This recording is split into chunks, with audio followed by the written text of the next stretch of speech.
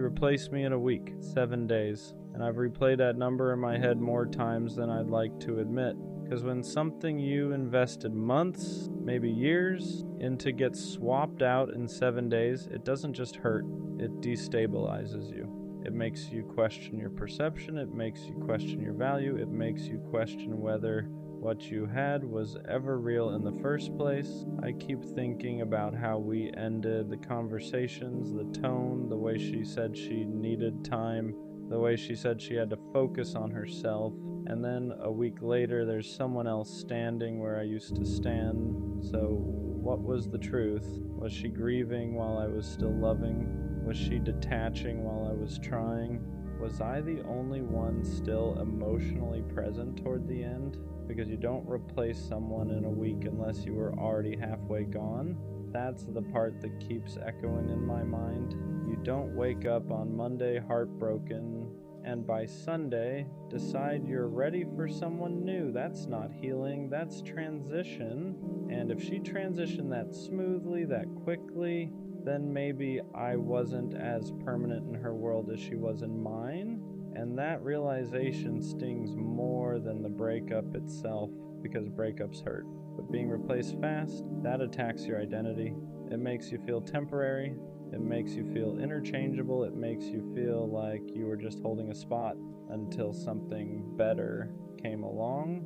And I hate that my mind even goes there. But when someone replaces you in a week, you start asking dangerous questions. Was I not enough? Was I boring? Was I too available? Did she already have him lined up? Was I just comfortable, not essential? And the scary part is, your brain doesn't just ask those questions, it starts believing them. You start comparing yourself to someone you don't even know. You start imagining that he must have something you didn't. More excitement, more dominance, more money, more mystery, more something. And now it feels like you lost a competition you didn't even know you were in. But love was never supposed to be competitive. It was supposed to be intentional, chosen, protected. And if she could swap me out in 7 days, then maybe what we had wasn't as protected as I thought. Maybe I was fighting for something that was already slipping away. Maybe I was loving someone who had already emotionally exited. And that's the part that hurts the most. Not that she found someone new, but that she found someone new that quickly, because that speed tells a story. And I'm still trying to figure out what that story says about me. I think what really messed with me wasn't just that she replaced me, it was how effortless it looked, how natural she made it seem. Like I was just a chapter she flipped past without rereading, because I'm still here sitting with it, still replaying the last conversations in my head, still wondering if I missed signs, still trying to understand where it actually started falling apart, and she's already smiling next to someone new. That kind of speed doesn't just hurt, it humiliates you. It makes you feel like you were the only one emotionally invested at the end. Like while you were trying to fix it, she was already detaching.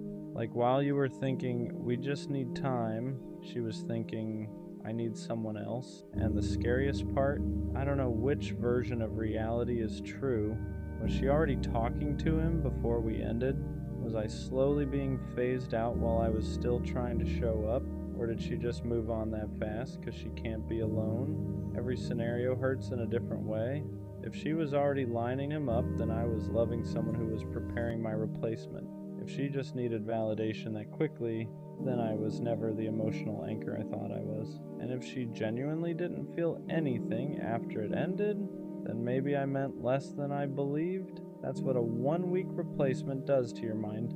It makes you question the entire foundation. You start rewriting memories. That time she seemed distant, that time she picked a fight out of nowhere, that time she said she felt confused. Now they don't feel random anymore. Now they feel like early signs of an exit. And the worst part is realizing that you might have been the only one still emotionally inside the relationship toward the end, because you can't replace someone in a week unless you were already halfway gone. And that's the sentence that keeps echoing. Halfway gone.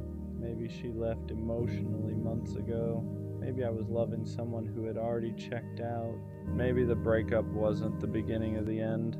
Maybe it was just the announcement, and that realization shifts the pain, because now it's not just heartbreak, it's feeling blindsided, it's feeling like you were operating on outdated information, like you thought you were both building, but she was already packing. And I hate that this makes me question my value, because logically, I know someone moving on fast doesn't define me, but emotionally, it feels like it does. It feels like I was replaceable, interchangeable, temporary, and nobody wants to feel temporary in something they treated as permanent.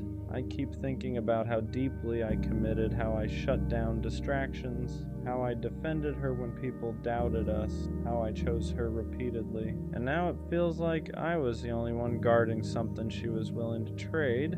That's what makes it feel unfair. Not that she moved on, but that she moved on like it was easy, like I was just space that needed to be filled.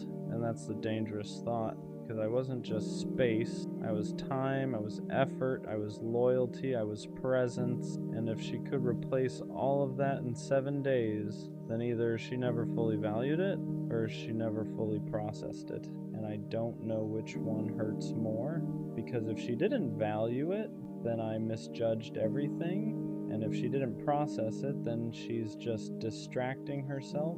But distraction still feels like replacement when you're the one left behind. And I'm left here trying to rebuild confidence that got shaken by a 7-day timeline, trying to remind myself that speed doesn't equal significance, trying to remember that depth doesn't get erased overnight, because if what we had was real to me, then it was real, even if she replaced it quickly. But still, 7 days. That number doesn't just represent time, it represents how fast someone can move on when you thought you meant more. And I'm still trying to figure out what that says about her and what it doesn't say about me. The part nobody prepares you for is how fast replacement attacks your confidence, not just your feelings, your confidence, because heartbreak hurts your chest, but being replaced quickly hits your ego. And ego isn't pride, ego is identity. It's how you see yourself. And when someone moves on in a week, your brain starts filling in blanks you never wanted to think about.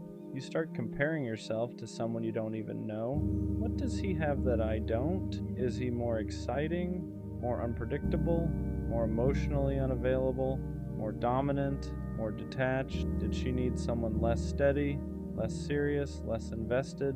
You start dissecting yourself like you were the problem to be solved. And that's dangerous, because now it's not just about her moving on, it's about you feeling like you lost to someone else, like this was a competition, like you were weighed against another option and didn't measure up. But here's the part that doesn't get talked about. If someone can replace you in a week, they didn't replace you. They replaced the role, they replaced the attention, they replaced the space, they replaced the feeling of not being alone. But connection, real connection, that doesn't get swapped that quickly. You can substitute company, you can substitute validation, but you can't duplicate depth overnight. And I have to keep reminding myself of that, because when you see them laughing together, posting together, looking comfortable together, your mind doesn't care about logic. It sees images and it translates them into meaning. They're happier. She upgraded. You weren't enough. But images don't show history. They don't show inside jokes. They don't show late night vulnerability. They don't show how deeply you invested. They show a moment, and moments are easy to manufacture. Depth takes time, and if she replaced me in 7 days, then either she had already emotionally left long before we officially ended, or she doesn't process loss the way I do. And both are hard to accept, because if she left emotionally before I did, then I was loving someone who was already gone. And if she doesn't process loss deeply, then I was loving someone who doesn't sit with pain. She escapes it. And escape looks like replacement when you're the one grieving. I won't lie though. Part of what hurts is feeling disposable. Like I was just a chapter. Like I was just a phase. Like I was someone she needed for that season. And once it was over, I was easy to move past. But here's what I'm starting to understand. People who move on that quickly aren't necessarily healed. They're avoiding, They're filling silence. They're covering discomfort because sitting alone after a breakup is uncomfortable. It forces reflection. It forces accountability. It forces grief. And not everyone has the emotional discipline to sit with that. Some people run straight into the next distraction, not because the previous person meant nothing, but because feeling nothing feels easier than feeling everything. And I need to remember that her timeline isn't a measurement of my worth. It's a reflection of her coping style. Still, that doesn't erase the sting, because I'm still here thinking about what we had. Still processing, still grieving, still reconstructing my confidence, and she's already building something new. That imbalance feels unfair, like I'm stuck in emotional traffic while she sped through the exit ramp, and maybe that's the hardest pill to swallow. Not that she found someone else, but that she found someone else while I'm still untangling myself from what we were. It makes you feel behind, like you're losing, like you're weaker for caring longer, but caring longer isn't weakness, it's depth, and depth doesn't reset in 7 days. So maybe the real truth is this: she replaced the position, but she didn't replace the impact. And if what we had was real to me, then it mattered, even if she chose not to sit in it, even if she chose speed over reflection, because I would rather be the one who feels deeply than the one who forgets quickly. 7 days might look like replacement, but sometimes it's just avoidance in disguise. And one day, when the distraction fades, she might finally sit with what I've been sitting with this whole time, and by then I'll be further ahead emotionally than she ever was, not because I moved on faster, but because I actually processed it. And that's something nobody can replace in a week. The worst part about her replacing me in a week isn't even the new guy, it's the silence that came with it, because when someone moves on that fast, they don't just leave you, they erase you. The calls stop, the inside jokes disappear, the routine you built together vanishes, and suddenly the person who used to know your schedule, your moods, your patterns is giving that attention to someone else. That's what makes it feel unreal, because it's not just that she found someone new, it's that she redirected everything so easily. The same energy, the same time, the same effort, just different face. And that's when your mind spirals into the dangerous place. If she can give someone else what she gave me that quickly, was it ever special? That question hits hard, because we don't just want to be loved, we want to feel irreplaceable. We want to feel like what we built had weight, like it left a mark, like it couldn't just be swapped out like a profile picture. And when she replaced me in 7 days, it felt like I was lightweight, like I was something she could carry easily and set down just as easily. But here's the thing I keep wrestling with. Maybe it wasn't easy. Maybe it just looks easy. Social media never shows grief. It doesn't show reflection. It doesn't show confusion. It shows highlights. And maybe what I'm seeing is the highlight reel of her coping, because moving on quickly doesn't always mean you didn't care. Sometimes it means you can't sit still with pain. Sometimes it means you need distraction to avoid accountability.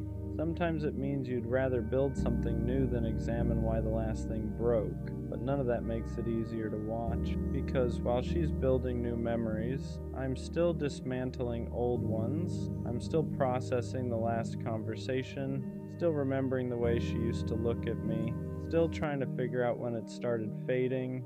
And that imbalance makes you feel like you lost twice. You lost the relationship, and you lost the race to move on. And I hate that it feels like a race, because healing shouldn't be competitive. But when someone replaces you in a week, it feels like you're the only one still standing in the wreckage, like she walked away from the crash without even looking back, and you're still checking for broken pieces. What hurts even more is knowing I didn't have a backup. I didn't have someone lined up.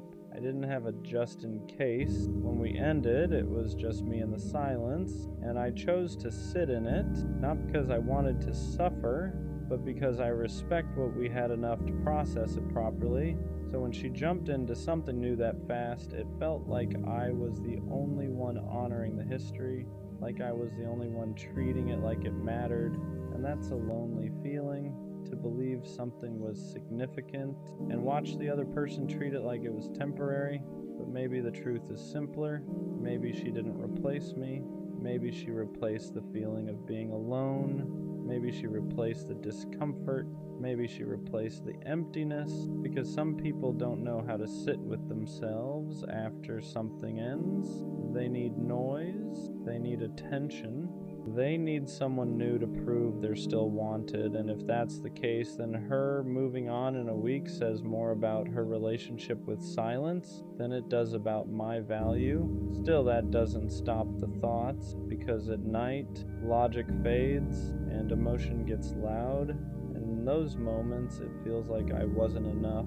Like if I had been better, stronger, more exciting, more something, she wouldn't have moved on that fast. But I have to remind myself, you can be enough for someone and still not be there forever. You can love someone deeply and still not be what they're built to keep. And if she could replace me in 7 days, then maybe I wasn't meant to stay in her life long term.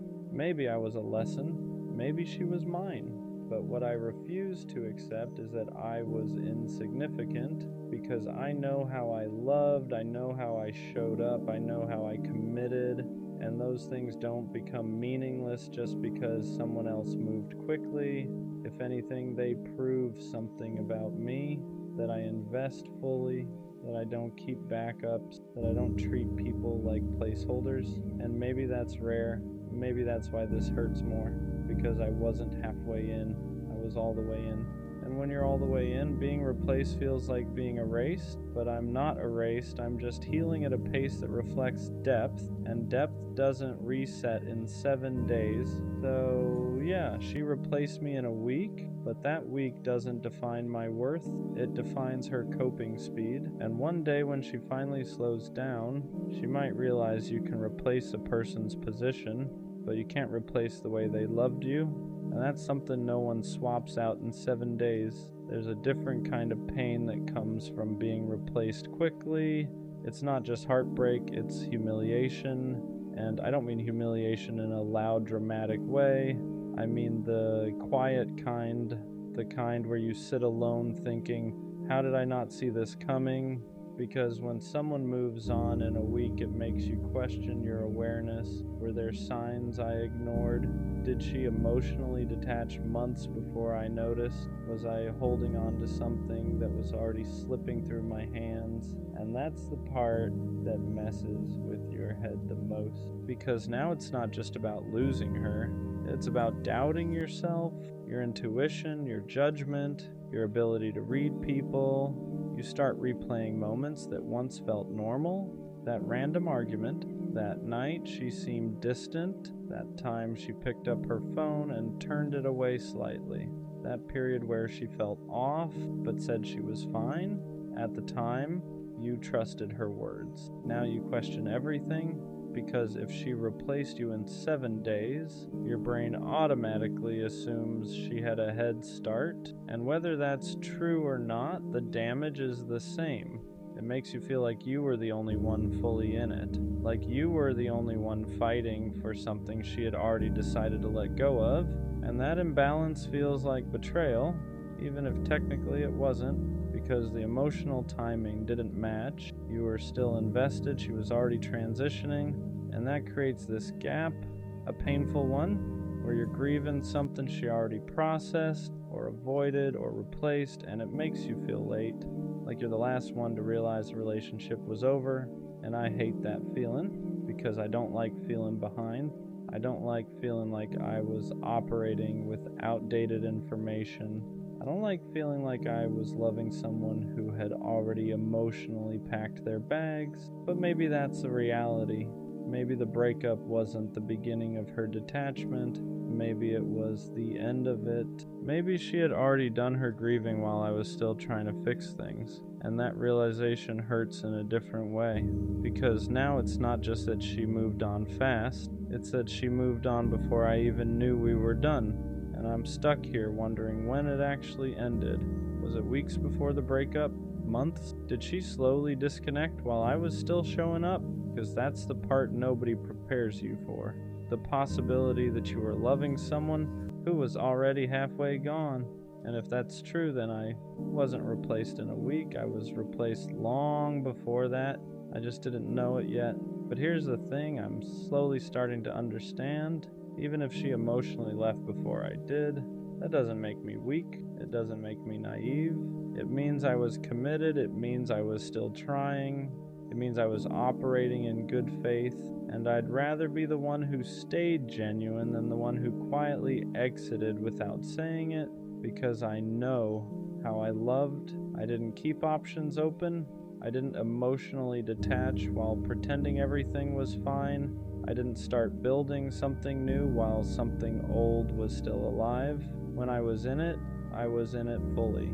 And if she replaced me in a week, then that says something about her capacity to detach, not about my capacity to matter. Still, that week will probably always sting, not because of the new guy, but because of what it symbolized. How quickly someone can shift focus, how fast attention can be redirected, how easy it can look to replace what felt permanent. But maybe permanence isn't about how long something lasts, maybe it's about how deeply it was felt. And if I'm still here processing it while she moved on fast, then maybe I was the one who felt it deeper.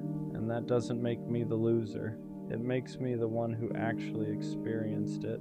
7 days might have been enough for her to move forward, but it's not enough to erase what I gave, and I refuse to let her timeline rewrite my value, because being replaced quickly hurts, but being genuine never does. There's something else that hurts about being replaced in a week. It makes you question whether you were ever chosen or just convenient, because if someone can transition that smoothly, that fast, it starts to feel like you were just occupying space, like you weren't irreplaceable, like you were temporary comfort, and nobody wants to feel like temporary comfort. I keep thinking about the way she used to look at me, the way she said things like, I don't see myself with anyone else, the way she made it seem like what we had was rare, and now I'm sitting here wondering how rare something can really be if it can be replaced in 7 days. That's what makes it sting. Because rarity isn't supposed to be swappable, depth isn't supposed to be interchangeable. If something is special, it's supposed to leave a gap when it's gone. But her life doesn't look like there was a gap, it looks filled immediately. And that creates this internal conflict. Was I overestimating my importance? Did I romanticize something that was lighter to her than it was to me? Because when you care deeply, you assume the other person feels the same weight. You assume the attachment is mutual. You assume the history matters equally, but being replaced quickly makes you realize something uncomfortable. Not everyone feels at the same depth you do. Some people attach fast and detach faster. Some people build quickly and rebuild quicker. Some people don't see relationships as something sacred. They see them as something seasonal. And maybe that's the difference between us. Maybe I treat connection like something that deserves reverence, and she treats it like something that deserves momentum, because momentum doesn't stop, it just redirects, and that's exactly what she did. She redirected. The same attention, the same affection, the same emotional energy, just different recipient, and that's hard to swallow because it makes you feel like the container didn't matter, just the feeling. But here's the part I'm slowly realizing. If someone can redirect their attachment that fast, then maybe what they were attached to wasn't you. It was the feeling of being with someone. And that's not the same thing. There's a difference between loving a person and loving the experience of not being alone. And if she loved the experience more than she loved me, then of course she could replace me quickly, because she wasn't replacing a soul connection, she was replacing the role. And that hurts, but it also clarifies, because I don't want to be someone's role. I don't want to be someone's emotional placeholder. I don't want to be someone's for now. I want to be chosen with intention, held with depth, missed when I'm gone. And if she could swap me out in a week, then maybe I wasn't held the way I thought I was. But that doesn't mean I wasn't valuable. It just means she didn't hold me deeply. And those are two different things. Still, there's something about the speed that keeps echoing. 7 days. It makes it feel like I didn't leave a mark, like like I didn't leave impact, like I didn't leave space. But I know that's not true because impact isn't measured by how long someone stays single. It's measured by what they learned, what they felt, what they carry forward. And even if she doesn't feel it now, one day when the distraction fades, when the excitement settles, when she's sitting in quiet, she might finally process what she skipped, and by then I won't be waiting. Because here's what I'm starting to understand. Being replaced quickly doesn't mean you were insignificant. It means the other person couldn't sit with loss, and loss reveals maturity. If I'm still here processing, still reflecting, still rebuilding, then I'm not behind, I'm just doing it properly. 7 days might have been enough for her to move forward, but it's not enough to erase who I was, and I refuse to let her timeline determine my value, because I wasn't just someone she dated, I was someone who showed up fully, and that doesn't become meaningless just because someone else showed up faster. She replaced me in a week, but that week says more about her relationship with discomfort than it does about my worth. There's another layer to this that I don't talk about out loud. Anger, not loud anger, not screaming or crashing out, the quiet kind. The kind that sits in your chest when you realize how easily someone redirected what you treated like sacred. Because I stayed loyal, I stayed committed, I stayed focused, and she moved on in 7 days. That makes you question fairness. It makes you feel like you played the game honestly while someone else was already preparing their next move.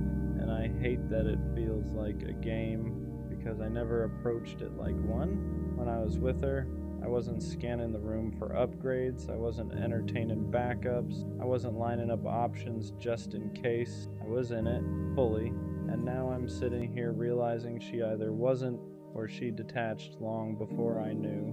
And that's what builds resentment. The idea that I was emotionally present while she was emotionally preparing. Because now it feels like I was loyal to a version of her that didn't exist anymore, like I was committed to something she had already mentally ended, and that realization stings. But here's where it shifts, because the anger starts turning into clarity.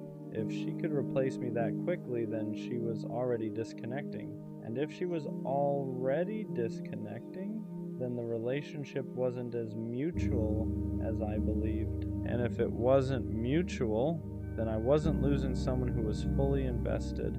I was losing someone who was already halfway out. That doesn't make it hurt less, but it reframes it, because now it's not about me being not enough. It's about her not being anchored. Anchored people don't drift that fast. Anchored people don't swap attachments like playlists. Anchored people sit with loss, and if she didn't sit with it, then maybe she never held it deeply, and that realization hurts, but it also frees me, because I don't want someone who can replace depth with distraction. I don't want someone who needs constant attention to feel stable. I want someone who values history, who respects connection, who understands that what you build with someone isn't disposable. And if she replaced me in a week, then maybe I was disposable to her. But that doesn't mean I'm disposable in general. It just means she wasn't built to keep me. And there's a difference. Still, there's a part of me that wonders if she ever thinks about it, if she ever pauses, if she ever compares, if she ever realizes how fast she moved. But I can't live in that space, because waiting for someone to feel what you felt is a trap, and I refuse to trap myself in her timeline. 7 days, that's how fast she moved. But here's the truth. I'd rather take my time healing than rush into something new just to prove I can. I'd rather rebuild properly than distract myself temporarily, because I know what I gave, and I know how I showed up. And I know I don't need to rush into something new to validate that. She replaced me in a week, but I'm rebuilding myself at a pace that lasts, and that's not weakness, that's depth. You know what else being replaced in a week does? It makes you question whether you were ever truly seen. Because if someone really sees you, your patterns, your effort, your loyalty, your depth, they don't just slide into something new like you were a temporary rental. They feel the absence, they sit in it, they notice the difference, and I keep wondering if she noticed the quiet after I stopped calling, if she noticed the lack of consistency I used to bring, if she noticed that the stability I provided isn't something you just duplicate overnight, or if she just filled the silence so fast that there was no space to notice it all. That's what hurt, the possibility that I wasn't deeply registered, that I was experienced but not understood, because there's a difference between being with someone and truly knowing them. And when someone replaces you quickly, it feels like they never fully knew the weight of what they had. It feels like they liked the experience of you, not the essence of you, and I can handle someone not choosing me. But it's harder to handle feeling like I was easy to move past. I keep thinking about how careful I was, how intentional I was, how I didn't play games, how I didn't keep backups, how when things got hard, I leaned in instead of pulling away. And in the end, it feels like none of that slowed her down. 7 days. That number keeps echoing like a clock ticking in reverse, because for me, 7 days after a breakup feels raw. It feels heavy. It feels like I'm still adjusting to the silence, but for her, 7 days was enough to build something new. And that contrast makes you feel like you loved harder than you were loved. And that's a lonely realization, because loving harder isn't something you brag about. It's something you feel when the other person moves on faster, and you're left holding the emotional weight. But here's what I'm starting to see clearly. Just because she moved on quickly doesn't mean she processed it deeply. Speed isn't strength. Speed can be avoidance. Speed can be distraction. Speed can be ego protection. Sometimes people rush into something new not because the old thing meant nothing, but because it meant too much. Because sitting alone would force them to face what they lost, and not everyone is strong enough to sit in that kind of silence, and maybe I am. Maybe the reason I'm still here thinking, reflecting, feeling, is because I actually let it hit me. I didn't numb it, I didn't immediately replace it, I didn't run from it, I sat with it, and sitting with pain requires maturity. It requires discipline, it requires emotional depth. So maybe this isn't about me being less valuable, maybe it's about me being more capable of processing, and that's not weakness, that's growth. Still, there's something about knowing she's creating new memories that stings, because those were supposed to be ours. The random laughs, the new places, the inside jokes. Now someone else gets that version of her, and I have to let go of the idea that it was only meant for me. And that's hard, but here's the truth I can't ignore anymore. If she could replace me in a week, then I was loving someone who wasn't built to stay long term. Because people who are built to stay don't detach that fast. They don't redirect that easily. They don't swap depth for novelty overnight. And I don't want someone who can treat connection like it's interchangeable. I want someone who understands the weight of history. Who understands that what you build with someone isn't disposable? Who understands that real attachment doesn't reset in 7 days? So yeah, she replaced me in a week, but I'm rebuilding myself in a way that lasts longer than a rebound ever will. And when I look back at this one day, I won't just remember the hurt, I'll remember the clarity, because being replaced quickly doesn't mean you were insignificant. It means the other person wasn't anchored, and I refuse to confuse someone else's instability with my lack of worth. 7 days might have been enough for her to move forward, but it's not enough to erase what I was. And one day, when I'm with someone who values depth the way I do, this week won't define me. It'll just be proof that I was never meant to stay where I was easily replaced. At some point, the hurt turns into something quieter. Not lighter, just quieter. Because you can only replay 7 days so many times before your brain gets tired of the echo. And when the noise slows down, clarity starts creeping in. I started asking myself a different question. Not why did she replace me so fast, but why am I measuring my value through her speed? Because that's what I was doing without realizing it. I was using her timeline as a mirror. If she moved on quickly, I must not have mattered deeply. If she looks happy, I must have been replaceable. If she didn't hesitate, I must not have left impact. But that logic is flawed. Her speed is not a measurement of my depth. Her distraction is not a reflection of my worth. Her ability to move forward quickly doesn't erase the way I showed up. And once I started separating those things, something shifted, because I know how I loved. I know I was intentional. I know I was loyal. I know I didn't treat what we had like it was temporary. So if she did, that says something about her capacity, not my value.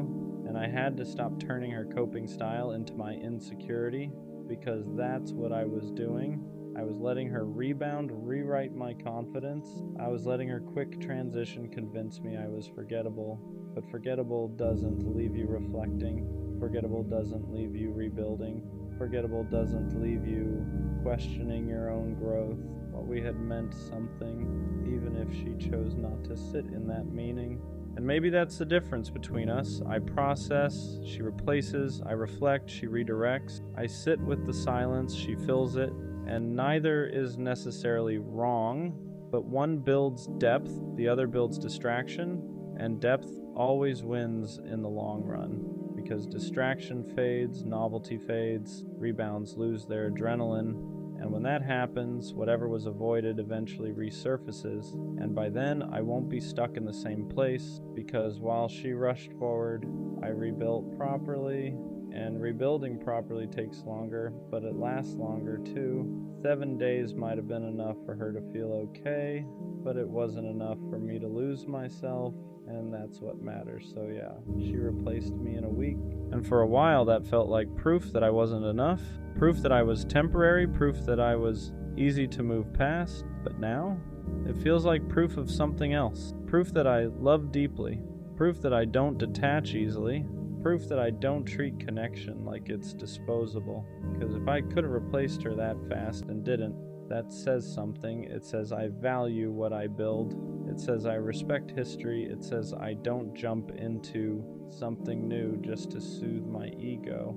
And I'd rather be the one who heals slowly than the one who forgets quickly. Because forgetting quickly doesn't mean you're strong. Sometimes it just means you're avoiding, and I don't want to avoid. I want to grow. I want to understand what worked, what didn't, what I tolerated, what I ignored.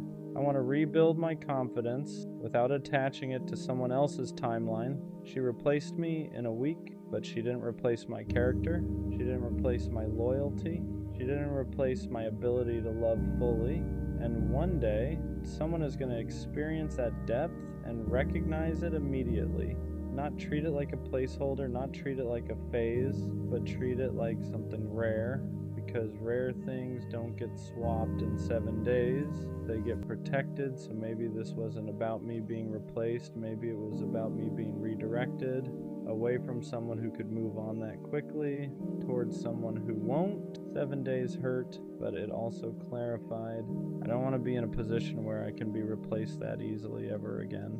And the only way to guarantee that is to choose someone who understands the weight of what they're holding, and next time, I will. It's always at night when everything hits at once. Your room gets quiet, your phone is dry, everyone's asleep, and suddenly your mind keeps replaying everything. You try to forget the laughs, the old texts, the what ifs. You start missing people you swore you moved on from. You start feeling things you buried a long time ago. And it's not even about wanting them back. It's about wishing things just ended differently. Wishing you said more or nothing at all. You ever lay there staring at the ceiling, feeling like the past is louder than the present? It's like Aaron from Attack on Titan, haunted by the weight of what's already gone, but still pretending to move forward like it doesn't hurt. And the worst part? You can't talk to anyone about it because it's 2 a.m., and no one would get it anyway. But let me remind you this. Those memories, they're just echoes. They feel loud now, but they don't define you. You lived through them, and you're still here, and yeah, it hurts, but that means you cared. And caring, that's not weakness. That's proof you're human. So breathe. You won't feel like this forever. It always gets heavier at night. Not during the day when there's noise, distractions,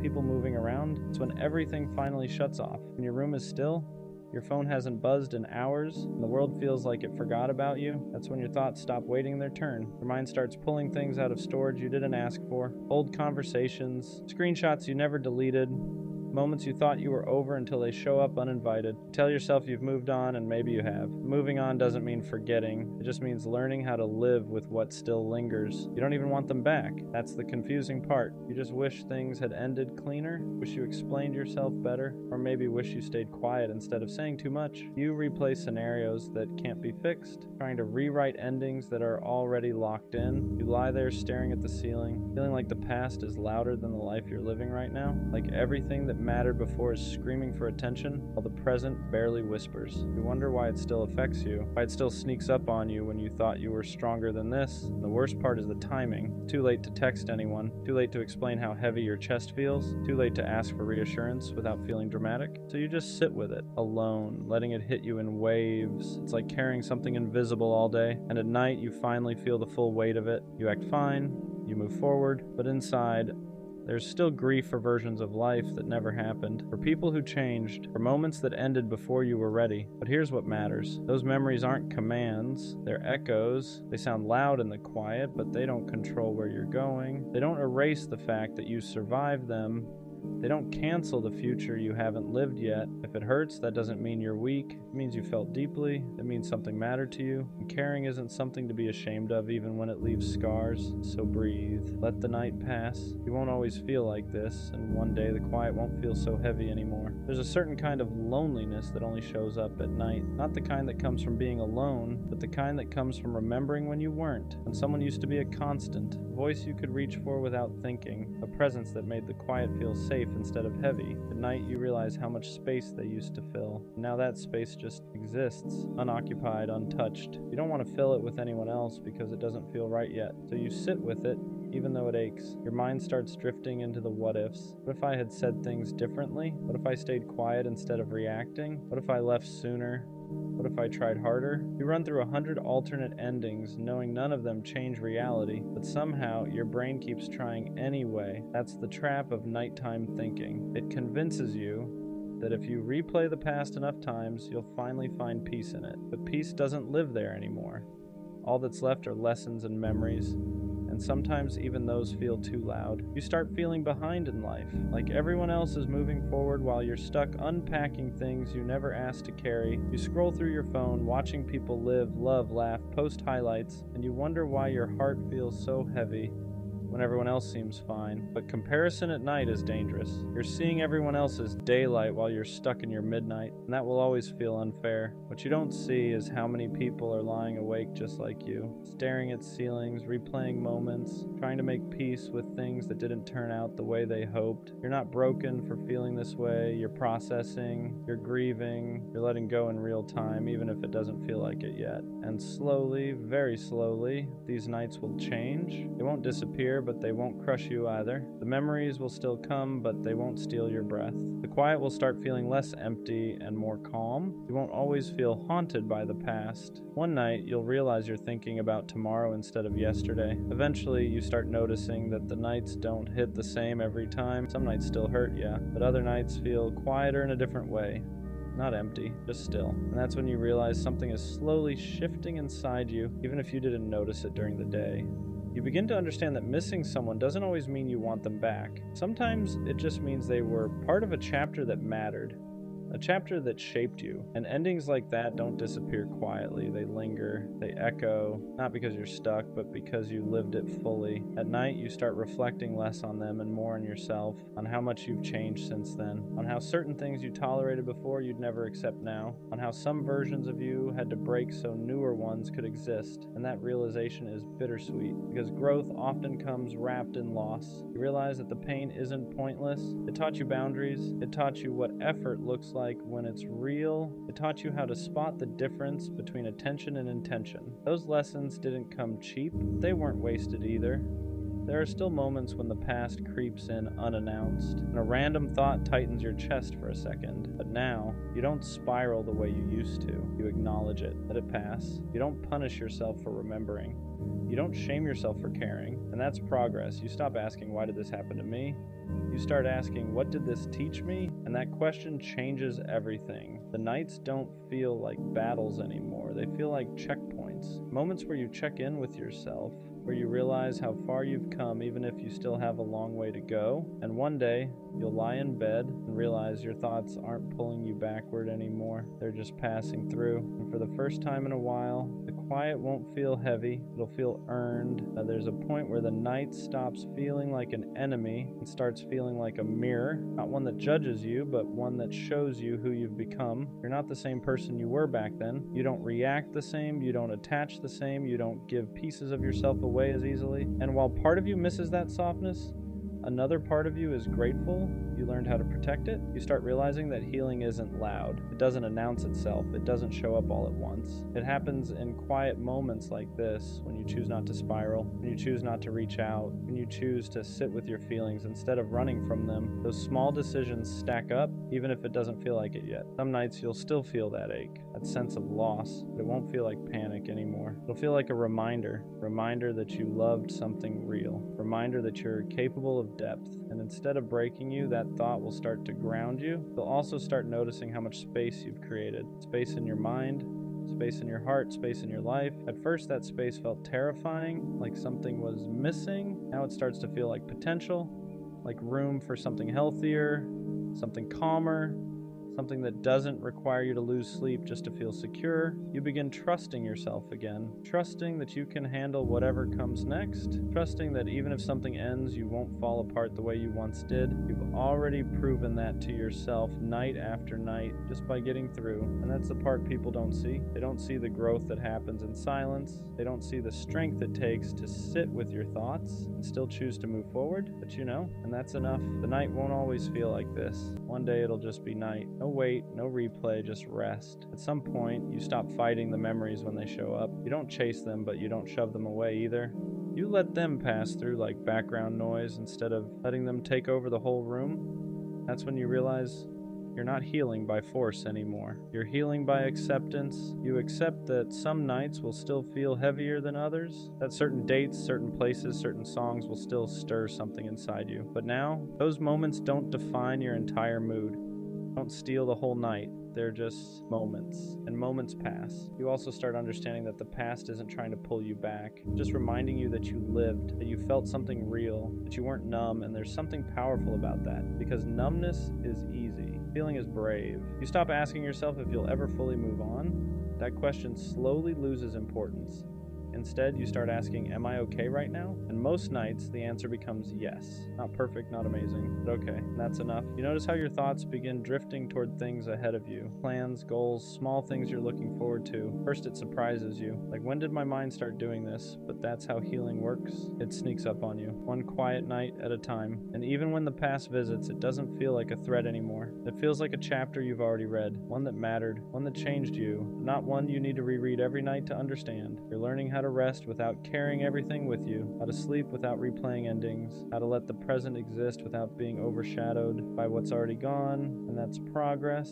Whether you recognize it yet or not, there's a quiet confidence that starts forming in you after all those nights. It doesn't come from feeling happy all the time. It comes from knowing you can sit with discomfort and still be okay. You've already faced the worst parts of your thoughts in the dark, and they didn't destroy you. That realization changes how you move through life. You stop being afraid of the quiet. Silence doesn't feel like abandonment anymore. It feels neutral, sometimes even comforting. You don't need constant noise or validation to feel grounded. You've learned how to be alone without feeling lonely. And that's something a lot of people never figure out. You also become more honest with yourself about what you want, about what you won't tolerate again, about the kind of connections you deserve. The nights taught you that chasing what's gone only keeps you stuck. And protecting your peace isn't selfish, it's necessary. And when you think back on the people you missed, the pain isn't as sharp. There's still tenderness there, but it's softer now, less like a wound and more like a scar. Proof that something happened, but also proof that it healed. You start trusting that life doesn't end with one loss, that the world doesn't stop because something did. You realize that endings don't erase everything that came before them, and they don't block everything that comes after. They just redirect you. And one night, without any dramatic moment, you'll notice something small but important. You're tired in a normal way, not emotionally drained, not overwhelmed, just ready to rest. And as you close your eyes, you won't feel haunted, you'll feel present. And then one night, it doesn't hurt anymore. Not in the way it used to. You still remember, but the memories don't grip your chest. They don't steal your breath. They don't pull you backwards. They just exist quietly like old photographs stored away instead of wounds left open. You realize you didn't get over it all at once. You outgrew it slowly, night by night, thought by thought. You kept living even when it was hard. You kept choosing yourself even when part of you wanted to stay stuck in what was familiar. And without noticing, you built something stronger than closure. You built resilience. The nights that once felt unbearable became lessons. They taught you how to sit with yourself, how to listen instead of run, how to accept endings without needing them to make sense. And because of that, you're not afraid of feeling anymore. You're not afraid of caring. You're not afraid of loving again when the time is right. You understand now that pain doesn't mean you failed. It means you were present. It means you opened your heart in a world that doesn't always know how to hold it gently, and that's not something to regret, that's something to respect. Past no longer defines you, it informs you, it shaped you, but it doesn't own you. You carry it with wisdom now, not weight. In the quiet you once feared, it's become peace. So if tonight feels heavy, remember this. You won't always feel like this. You are moving forward even when it doesn't feel obvious. And one day you'll look back at these nights and realize they didn't break you. They built you. Take me back to the night we met, because that was the last time everything felt untouched. The last time my heart wasn't carrying the weight of you. I replay it more than I should. The way you smiled like you had no idea what you were about to become to me. The way time slowed down for just a second, almost like the universe was whispering, "Pay attention, this moment is going to matter someday." And I swear, I didn't know it then. I didn't know how deeply that night would root itself into my memory, how it would become the bookmark I keep flipping back to, even when I'm trying so hard to move forward. Back then, everything felt light, pure, hopeful, like life was finally giving me something soft to hold on to. I didn't know that softness would one day turn into something that hurts to remember, because now I'm just learning to live with the ghost of you. You're not here, you're not gone, you just exist in every place my mind wanders when it's tired. I see you in strangers' mannerisms, in songs that randomly come on, in the silence of my room when it's too late to pretend I'm okay. It's the little things that get me. The way a random memory will hit me out of nowhere, like the universe is trying to remind me of something I've been trying to forget. I'll hear a laugh that sounds like yours, or a phrase you used to say, and suddenly I'm right back in that moment, standing next to the version of me who still had you. And the worst part, I don't know how to move on, not really. People tell me time heals, but all time has done is make the memories sharper, clearer, more painful in a way I didn't expect. I don't need forever with you. I don't need a perfect ending. Sometimes I just wish I could go back to the before I knew what it felt like to miss someone who is still alive, just not mine. Before I learned how heavy memories can feel when they become the only place someone still exists. Take me back to the night we met, because that was the last time my heart wasn't haunted by you. I don't ask for much. I don't need constant reassurance. I don't need public displays. I don't need dramatic promises, but sometimes I catch myself wondering, do you even love me? Or do you just love the role I play in your life? Because there's a difference. Loving someone means you care about their heart. Liking what they do for you means you care about their presence, and those are not the same thing. I'm the easy one to love. I don't argue much. I don't complain often. I try to understand before reacting. I adjust. I compromise. I give space when needed. And sometimes I wonder if that's the problem. Because when you're low maintenance, people forget maintenance is still required. Love isn't just staying, it's how you stay. Do you check in on my feelings without me hinting at them? Do you notice when my energy shifts? Do you protect my heart the same way I protect yours? Or do you just assume I'm fine because I don't break down in front of you? I think what hurts the most is not being unloved, it's being loved passively. Loved when it's convenient, loved when you need comfort, loved when I'm strong for you, but quiet when I need the same intensity back. That kind of love feels unbalanced, and imbalance turns into doubt. Sometimes I don't need more affection, I need clarity. Clarity in actions, clarity in effort, clarity in consistency. Because love shouldn't feel seasonal, it shouldn't spike when you're lonely and fade when you're comfortable. It should be stable, not loud, stable. I've realized something. If I have to constantly question whether I'm loved, then something is missing. Not necessarily feelings, but expression. Because real love doesn't leave you in confusion. It reassures you without you begging for it. It shows up without you scheduling it. It protects your peace instead of disturbing it. And maybe you do love me. Maybe you just love differently. But here's the truth no one likes to admit. If your version of love doesn't make me feel secure, then it's incomplete, because love isn't just about what you feel internally. It's about what I experience externally. I don't want to beg to feel valued. I don't want to explain why consistency matters. I don't want to teach someone how to treat me with care. If I have to convince you to show up for me properly, that's not partnership, that's negotiation. And love shouldn't feel like negotiation. The scary part is this: I don't want to lose you, but I also don't want to stay somewhere where I feel half-chosen. Because half-love is heavy, it keeps you close enough to hope, but far enough to doubt, and doubt slowly eats at your confidence. So do you even love me? Maybe the better question is, do I feel loved consistently? Do I feel prioritized, protected, considered? Because love shouldn't feel like a mystery. It shouldn't feel like something I have to decode. If I'm loved, I should know. Not because you say it once, but because you show it daily. And if I ever have to keep asking myself whether I'm loved, that might mean I deserve a love that doesn't make me question it at all. She chose him over me. And the crazy part is, it didn't happen in one moment. It happened slowly. At first it was small things. Her replies got shorter. Her attention started drifting. The way she used to look at me started changing. Not dramatically, just enough that something felt off. But when you love someone, you don't immediately assume the worst. You assume they're stressed, busy, tired. You give them the benefit of the doubt. So I stayed patient. I stayed consistent. I kept showing up the same way I always did. Because when I commit to someone, I don't suddenly change just because things get complicated. But what I didn't realize at the time was this: while I was trying to hold the relationship together, someone else was slowly stepping into it, not all at once. Just little by little, more conversations, more attention, more curiosity. And attention is powerful, because attention turns into interest. Interest turns into emotional space, and emotional space turns into attachment.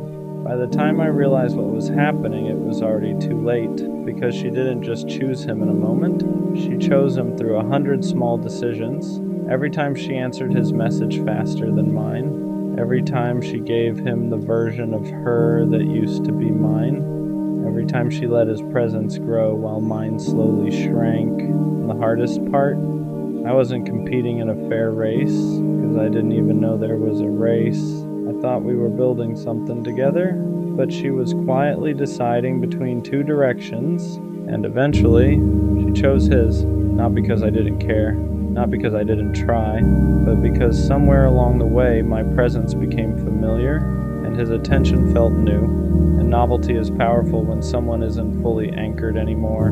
So one day it became official, not dramatic, not explosive, just final. She chose him. And suddenly I went from being the person she talked to every day to someone watching from a distance, and that's a strange feeling. To realize that someone who once chose you completely can eventually choose someone else instead. The part people don't talk about when someone chooses someone else is the confusion. Not just the pain, the confusion, because your mind starts replaying everything, every conversation, every memory, every moment that felt real. And you start asking questions that don't have clear answers. Was she already talking to him while she was telling me she loved me? Did she start losing feelings months before I noticed? Was I fighting for something that had already quietly ended? Because when someone chooses another person, it doesn't just break your heart. It rewrites your memories. You start looking back at moments that once felt normal and wondering if they meant something else. That night she seemed distant. That time she smiled at her phone. That random argument that came out of nowhere. At the time, none of it seemed like a big deal. But after she chose him, everything starts connecting in ways you wish it didn't. And suddenly it feels like you were the last person to realize the relationship was already changing. That's the hardest part. Feeling like you were still building something while the other person was slowly detaching from it. Because while I was trying to fix things, she was deciding between two futures, one with me and one without me. and eventually she picked the one that didn't include me, and I'm not gonna lie, that hits your ego. It makes you question your value. You start comparing yourself to someone you've never even met. What does he have that I don't? Is he more exciting, more confident, more interesting? Did she get bored of me? Did I become too predictable? Your mind searches for reasons because your heart needs an explanation. But sometimes the truth is uncomfortable. Sometimes people don't leave because you weren't enough. Sometimes they leave because someone new made them feel something different. And different can be powerful when someone isn't fully grounded in what they already have. Because new attention feels exciting. New conversations feel fresh. New people don't carry the history of arguments or mistakes, and that freshness can create the illusion of something better, but illusions don't show the full picture, they only show the beginning. Still, knowing that doesn't always make it easier, because when someone chooses someone else over you, it feels like a verdict, like a decision about your worth, but the reality is this. It wasn't a competition about who was better. It was a decision about who she felt more drawn to at that moment. And attraction, timing, and emotion are messy things. They don't always follow logic. So yeah, she chose him. And for a while that felt like proof that I lost. But over time I started realizing something important. Just because someone chooses a different path doesn't mean you weren't valuable. Sometimes it just means they weren't meant to stay on yours. The hardest part about her choosing him wasn't just losing her. It was realizing I couldn't compete with something I never saw coming because I was focused on us. I wasn't looking around for other options. I wasn't measuring her against someone new. I wasn't wondering if someone else could replace her. I was invested fully. So when I found out she chose him, it felt like the ground shifted under something I thought was stable. And stability is something you don't question until it disappears. When things feel secure, you stop worrying about losing them. You assume the foundation is strong, but sometimes what feels strong to you is already cracking for someone else. And the scary part is you don't always see those cracks when they start forming. Because they don't begin as huge problems, they begin quietly. Less excitement in conversations, less curiosity about your day, less emotional presence, tiny changes that seem harmless at first, but those small shifts slowly create emotional distance. And distance creates space, and space is where someone new can enter. I didn't realize how much space had formed between us until someone else filled it, and by the time I noticed, the emotional balance had already shifted, because attention changes people. When someone new shows interest, it creates a different kind of energy, new validation, new curiosity, new excitement, and if someone isn't fully anchored in what they already have, that new energy can start pulling them away. That's the part nobody warns you about. Sometimes relationships don't end because something terrible happened. Sometimes they end because someone new arrived at the wrong time. And suddenly, what felt comfortable starts feeling routine. What felt stable starts feeling predictable, and predictability can feel boring to someone chasing excitement. But what hurts the most is realizing this. I never got the chance to compete fairly because I wasn't competing at all. I thought I was building something solid, while she was slowly deciding whether she still wanted it. And once someone starts questioning the connection, everything changes. Their energy changes, their priorities shift, their attention moves, and eventually their choice becomes clear. She chose him, and I was left trying to understand how something that once felt mutual could suddenly feel one-sided. After she chose him, something strange happened inside my head. At first it was anger, not loud anger, not the kind where you yell or send messages you regret.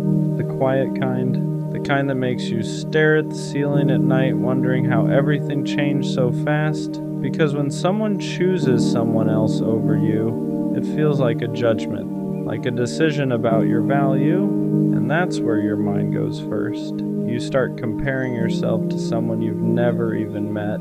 Is he better than me? Does he make her laugh more? Does he understand her in ways I couldn't? Did she see something in him that she stopped seeing in me?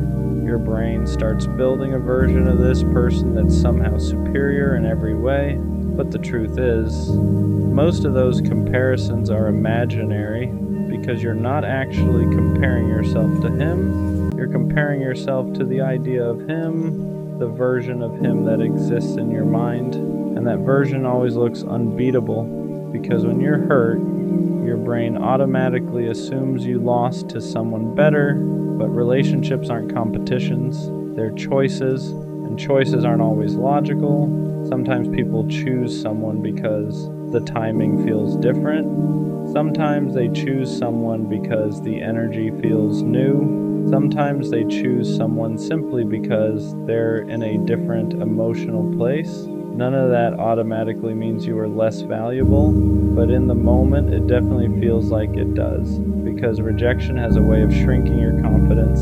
It makes you forget who you were before the situation happened. Before she chose him, I knew exactly who I was.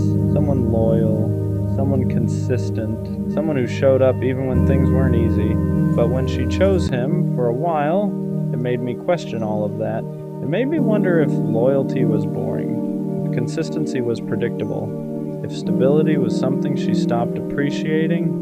And those thoughts are dangerous, because when someone leaves you for someone else, the easiest trap to fall into is believing you weren't enough. But the truth is this: someone choosing a different person doesn't erase the way you loved them. It doesn't erase the effort you gave.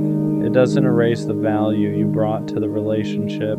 It only means one thing. At that moment in her life, she felt pulled in a different direction. Yeah, that hurts, because nobody wants to be the direction someone walks away from. But sometimes the person who walks away is simply walking towards something they think they need to experience, and that doesn't automatically mean you were the wrong person. Sometimes it just means you weren't the final chapter in their story.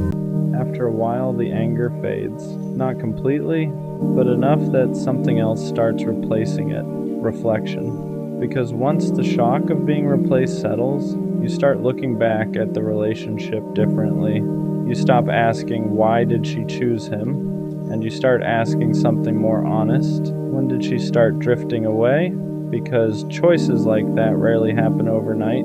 They build slowly, little emotional shifts that you barely notice in the moment, conversations that feel shorter, moments that feel less connected, energy that feels slightly different. At first you ignore it, because when you love someone, your instinct isn't to assume the worst, your instinct is to trust them. So when something feels off, you tell yourself it's temporary. Maybe she's stressed, maybe she's tired, maybe she just needs space. But sometimes those small changes aren't temporary. Sometimes they're the early signs that someone's feelings are shifting. And the hardest part about that realization is this: you can be doing everything right, and someone can still start emotionally leaving. I showed up the same way I always did. I was consistent, I listened, I tried to support her when things got hard. But sometimes relationships don't end because someone did something wrong. Sometimes they end because someone starts feeling something different. And feelings don't always follow logic. That's the uncomfortable truth. Because when someone chooses someone else, it feels like a failure. Like you must have done something wrong. But relationships aren't math equations. You can do everything right and still lose someone who simply felt pulled in another direction. And that's the part that takes the longest to accept, because your mind keeps looking for a mistake you could fix, a moment you could redo, a conversation you could handle differently. But sometimes there isn't a moment like that. Sometimes someone simply grows into a different version of themselves, and that version chooses a different path. And yeah, that realization hurts, because it means you can't undo it. You can't argue someone back into choosing you. You can't compete for someone who already decided. Once someone makes that choice, the only thing left for you to do is face the reality of it. She chose him. And for a while that felt like the end of my story, but eventually I realized something important. It was just the end of that chapter. After enough time passes, the pain starts changing shape. It's still there, but it's quieter. Not because what happened didn't matter, but because you slowly start seeing the situation from a different angle. At first, when she chose him, it felt like I lost, like I had been replaced, like everything I gave somehow wasn't enough to make her stay. But the longer I sat with that feeling, the more I started realizing something important. Being chosen isn't something you can force. No amount of effort can make someone choose you if their heart is leaning somewhere else. And that's a hard truth to accept, because when you love someone, you want to believe effort is enough. You want to believe loyalty matters. You want to believe consistency will eventually win. But sometimes the person you're giving all of that to is already drifting emotionally. And when someone's heart starts drifting, effort doesn't pull them back the way you hope it will. It just delays the inevitable. Looking back now, I started noticing things I didn't fully understand at the time. Moments where she felt distant, moments where the connection felt slightly different. Not broken, just weaker. But when you're inside the relationship, you don't see those moments as warnings. You see them as temporary. You assume things will go back to normal because that's what love does. It makes you hopeful, but sometimes hope keeps you holding on to something that someone else has already started letting go of, and that's the painful imbalance. One person still trying to build, the other person quietly preparing to leave.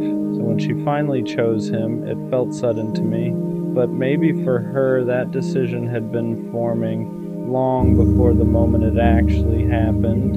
And realizing that helped me understand something I didn't want to accept at first. I didn't lose her in a single moment. I lost her slowly over time. Realizing I lost her slowly instead of all at once changed the way I saw everything, because for a while I kept replaying the moment she chose him like it was the exact second everything ended. But the truth is, endings like that rarely happen in one moment. They happen in stages. First the energy changes, then the attention shifts, then the emotional connection weakens, and eventually the decision just confirms what was already happening beneath the surface. Looking back, I started seeing things more clearly. There were moments where she seemed distracted, moments where our conversations felt less alive, moments where it felt like I was talking to someone who was physically there, but emotionally somewhere else. At the time, I didn't question it too much, because when you trust someone, you don't immediately assume they're drifting away. You assume things will stabilize again. You assume whatever feels off is temporary. But sometimes those moments aren't temporary. Sometimes they're the beginning of the emotional distance that eventually turns into separation. And when someone new enters the picture during that distance, everything accelerates, because now the attention they used to give you is being shared with someone else. And attention is powerful. Where attention goes, feelings follow. That's the part people don't realize until it's too late. Relationships don't only end because of arguments or big betrayals. Sometimes they end because someone else slowly starts occupying emotional space that used to belong to you. And once that space is filled, the connection you had starts shrinking. Not because you stopped trying, but because their focus shifted. And when someone's focus shifts, their feelings usually follow. So when she finally chose him, it felt sudden to me. But maybe it wasn't sudden at all. Maybe it was just the final step in something that had been changing quietly for a long time, and accepting that wasn't easy, because it meant admitting that the relationship I thought I still had was already fading before I realized it. Once I accepted that the relationship had been fading before the moment she chose him, something else started changing inside me. The story in my head started shifting. At first, the story was simple. She chose him because I wasn't enough. That thought sits heavy when someone leaves you for someone else, because it makes it feel like a comparison you lost.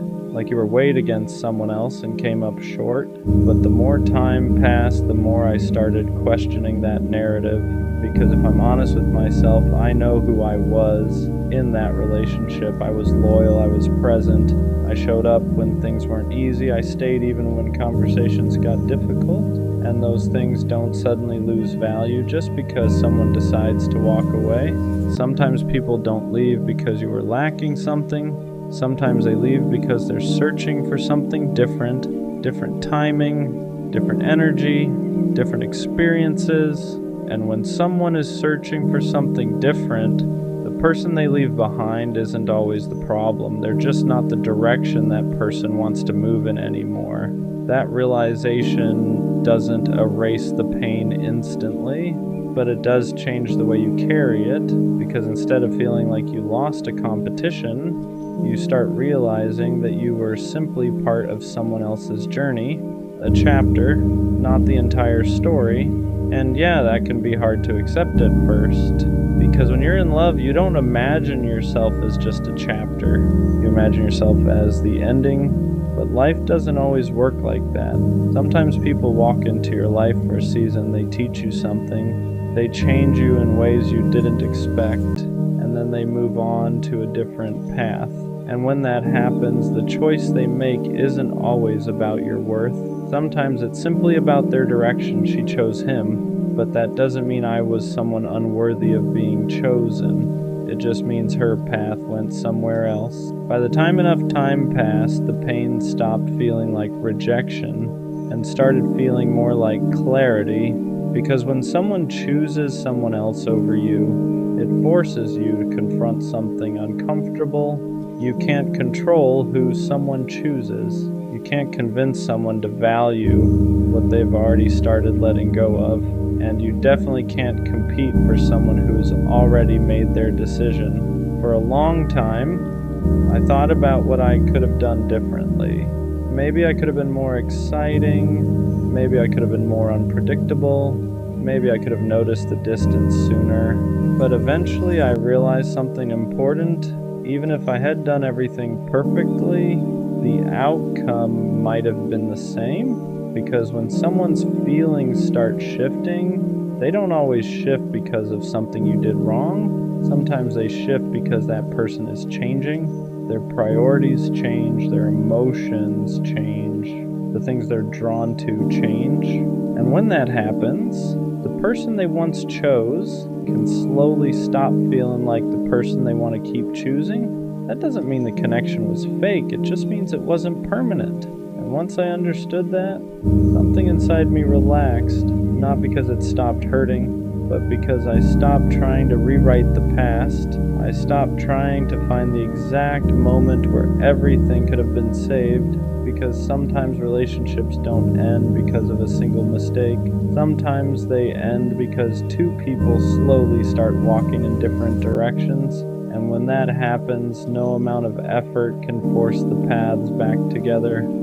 She chose him, and for a long time, that sentence felt like the worst thing that could have happened to me. But eventually I started realizing something else. If someone can choose someone else over you, then they were never meant to be the person who chooses you forever. And that realization hurts at first, but it also frees you, because it reminds you that being chosen by the wrong person isn't the goal. Being chosen by the right person is. Looking back now, the moment she chose him doesn't define me the way it used to. At first it felt like proof that I lost something important, but over time I realized something different. I didn't lose my ability to love, I didn't lose my loyalty, I didn't lose the way I show up for people when I care about them. Those things didn't disappear just because one person decided to walk away. The only thing that changed was the direction my life was moving in.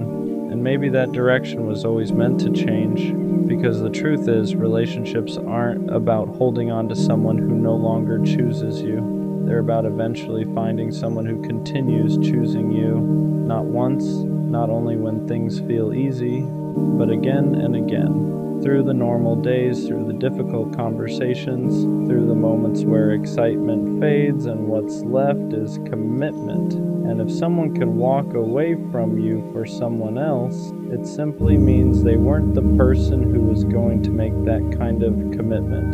She chose him, and that used to feel like the end of my story. Now it just feels like a moment that redirected it, because one day someone else will choose me, and when they do, it won't feel like a competition, it'll feel like certainty.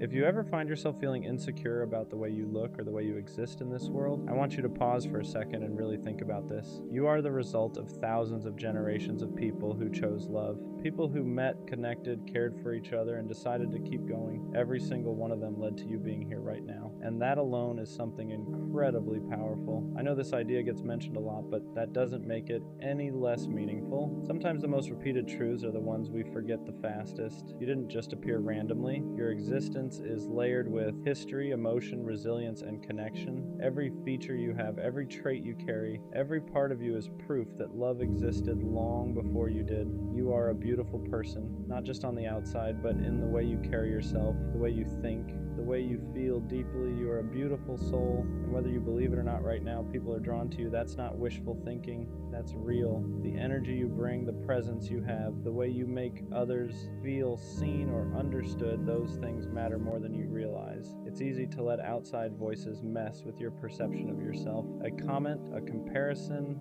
a moment of rejection can make you forget everything good about who you are, but anyone who makes you feel small, unworthy, or unlovable is not someone you should be listening to. Their words do not define you. Their inability to see your value does not take it away. You don't need to look like anyone else. You don't need to act like anyone else. You don't need to change yourself to be deserving of love or appreciation. You already are exactly as you are. The right people will see that without you having to prove anything. Let this video be a reminder today. A quiet one, not a loud or overwhelming one. Just a gentle reminder that you matter, that you are enough, and that your existence is not accidental. Take a moment to breathe this in. Let it sit with you. Let it soften the way you talk to yourself for the rest of the day. You are here because love brought you here, and that alone makes you something special. Being the introvert in the relationship means loving someone who lives louder than you do. They talk easily, they fill rooms, they connect fast, and you listen, you observe. You need quiet to recharge after loving hard. Sometimes it feels like you're standing next to someone who shines effortlessly while you glow quietly. They want to go out, you want to stay in, they gain energy from people, you lose it even when you're happy. And the hardest part is not the difference. It's wondering if your quiet way of loving is enough. Because you don't always say everything, you don't always show excitement loudly, but when you choose someone, you choose them deeply. Being the introvert doesn't mean you love less. It means you love in a way that's calm, steady, and intentional, and sometimes that gets misunderstood. Being with an extrovert means watching them move through the world with ease. They make friends everywhere, they're invited everywhere, people are drawn to them naturally, and sometimes, standing next to that, you wonder where you fit, not because they make you feel small, but because you don't take up space the same way. They thrive in crowds. You count the minutes until you can recharge. They talk things out loud. You process everything internally first, and there are moments where you feel guilty for needing quiet after a long day of loving them. You worry that asking for space sounds like distance, that needing alone time sounds like disinterest, but the truth is, your silence isn't absence. It's how you stay present without burning out. Loving loudly isn't the only way to love deeply, and being quieter doesn't mean you're less committed. It just means your love lives in steadiness, not spotlight. The unspoken fear is that one day you won't be enough,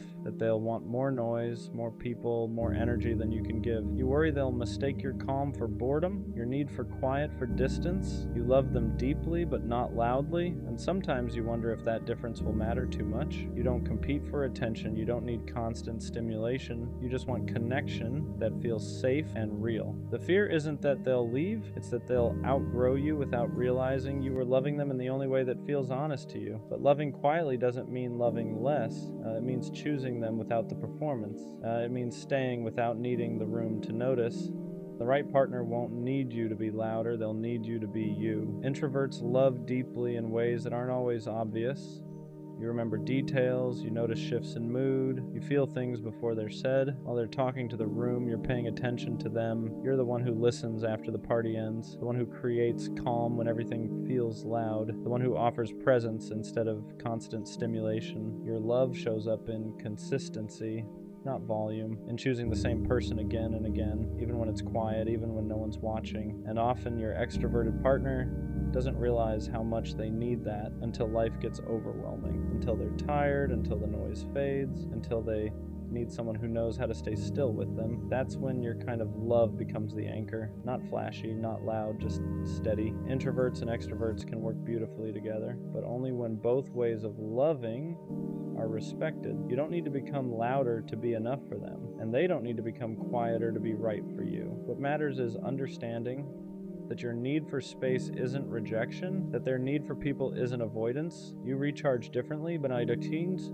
you can still meet in the middle. When an extrovert learns that quiet isn't distance, and an introvert learns that excitement isn't chaos, something soft happens. You stop trying to fix each other, you start protecting each other, you give them grounding, they give you expansion, and suddenly, the difference that once felt like a risk becomes the balance that makes the relationship work. Asking for space doesn't mean you love them less. It means you know yourself. Introverts don't pull away to create distance. They pull away to come back whole. But asking for that space can feel heavy. You worry it sounds like rejection. You worry they'll take it personally. You worry needing time alone makes you difficult to love. The right partner won't hear, "I need space," as "I don't want you." They'll hear it as, "I'm taking care of myself so I can show up better." You don't need to apologize for how you recharge. You don't need to explain it every time. Love doesn't require constant closeness to be real. Sometimes the healthiest thing you can do for a relationship is step back for a moment, not to disconnect, but to return as yourself. Introverts show love in quiet, steady ways. You remember the little things they forget they mentioned. You notice when their mood shifts before they say anything. You check in without being asked. Your love isn't loud. It's consistent. It's making space for them after a long day. It's choosing them in calm moments, not just exciting ones. It's staying present when things slow down. Sometimes you wish they could see it more clearly. Not because you need praise, but because your love doesn't always announce itself. But the right partner will feel it. They'll feel it in how safe they are with you, and how calm things get around you, and how you stay, even when nothing exciting is happening. Quiet love isn't invisible. It's just not performing, and the people who value depth will always recognize it. It's easy to compare yourself to an extroverted partner, to wonder why you don't light up rooms, why you don't want constant plans, why loving quietly feels like a disadvantage. But your quiet nature isn't something to fix, it's something that brings balance. You offer depth in a world of noise, you offer presence in a world of distraction, you offer steadiness when everything else feels fast. You don't compete for attention, you create connection, and when you stop comparing, something shifts. You stop shrinking next to their energy. You stop questioning your value. You stop feeling like you need to match them to be worthy of love. You realize your calm isn't less than their excitement. It's what gives the relationship somewhere to rest. And the right partner won't ask you to be louder. They'll thank you for being grounding. One of the quiet fears is being replaced by louder energy, by someone more outgoing, more exciting, more effortless in social spaces. You worry that your calm won't be enough forever. But the truth is, people don't stay for volume. They stay for how they feel when everything slows down. An extroverted partner may enjoy attention, but they rest in safety. They recharge in understanding. They stay where they feel accepted without having to perform, and that's where you shine. You offer a place where they don't have to impress anyone, where they can be tired, where they can be real. Loud energy is easy to find, steady presence is not, and the partner who truly values you won't look for replacement. They'll recognize that your quiet way of loving is exactly what makes the relationship feel secure. Being the introvert was never a disadvantage. It just doesn't announce itself. Your love lasts because it isn't fueled by excitement alone. It's built on presence, on listening, on staying when things are quiet and ordinary. You don't love for the room, you love for the person. And that kind of love doesn't fade when the noise does. The right partner won't ask you to be louder, faster, or different. They'll appreciate that with you. Love feels steady instead of overwhelming, safe instead of performative. So if you've ever felt like your quiet nature made you harder to love, it didn't. It made you the place someone can finally rest. And that's not less, that's rare. Loving quietly doesn't mean loving halfway. It means you choose depth over display. You don't need to be the loudest voice in the room to be the most meaningful presence in someone's life. The right partner won't measure love by energy levels. They'll feel it in consistency, in safety, in how calm it feels to be with you. And one day you'll realize something simple. Your quiet wasn't something they had to tolerate. It was the reason they felt at home. Let this be a reminder for you, not tomorrow, not when things finally get better. Right now, you are a genuinely amazing human being, even if you don't feel like it lately. And I know maybe life hit you harder than you expected. Maybe someone you trusted dimmed your light. Maybe you slowly stopped recognizing yourself because you've been in survival mode for too long. But losing your spark doesn't mean it's gone forever. It just means you've been tired. You have so much potential in this world, and I don't say that lightly. There are qualities about you that people would do anything to have. Your heart, your ability to care deeply, the way you keep showing up even when you feel empty, the way you keep going even when nobody claps for you. That strength alone says more about you than you realize. You deserve happiness, not the kind you have to chase endlessly, but the kind that feels calm. You deserve confidence, not arrogance, but confidence rooted in knowing who you are and what you bring to the table. You deserve to love yourself without feeling guilty for it, without feeling like you need permission, without feeling like you haven't earned it yet. Somewhere along the way, you might have started believing you weren't enough. Maybe someone treated you like you were replaceable. Maybe life kept taking without giving back. And slowly, you stopped being kind to yourself. You stopped celebrating your wins. You stopped acknowledging how far you've come. But look at you. You're still here, still trying, still growing. That alone deserves recognition. I need reminders like this too. We all do. Nobody walks through life feeling confident every single day. Nobody has it all figured out. The difference is learning to speak to yourself with the same compassion you give to everyone else. Learning to pause and say, I'm doing my best and that is enough for today. So if this showed up on your feed, take it as a sign. Take a breath. Think of one thing you're grateful for, one thing you like about yourself, one small win you had recently, even if it feels insignificant. Because nothing about your existence is insignificant. You matter more than you think. You bring something to this world that nobody else can replace. And even on days when you feel invisible, even on days when you doubt yourself, your presence still holds value. Don't forget that. Not today. Not ever. You ever notice how rare it is to find people who just let you be yourself? Like no judgment, no weird looks, no pretending you're too much or not enough. And they don't flinch. They don't make you feel like you need to tone it down or act a certain way just to be accepted. They just get you. And even if they don't, they still let you exist without making you feel wrong for it. And honestly, that kind of comfort is everything. Because most of us grew up feeling like we had to adjust ourselves depending on who we were around. Act smaller here, act tougher there, be the chill one, the funny one, the stable one, whatever made people like us, whatever kept the peace. But it's exhausting pretending. It's exhausting constantly checking yourself just to make sure you're acceptable. That's why people who make you feel safe without you having to explain yourself, that's rare. That's the kind of rare you don't stumble on often. People who see the parts of you you usually hide, the awkwardness, the overthinking, the random jokes, the quiet days, the loud days, and they just accept it like it's the most normal thing ever. People who make you feel like you can finally breathe, people who don't treat you like you're too much or hard to love, people who let you be real instead of perfect. And when you find someone like that, someone who feels like home instead of a performance, that's one of the best feelings in the world, because deep down, all any of us ever want is to be seen, accepted, and loved exactly as we are. You're the least liked friend, and deep down you feel it. You're in the group, but somehow you're never really in it. You're always the one left out of plans, left out of conversations, left out of the moments everyone else seems to get invited to.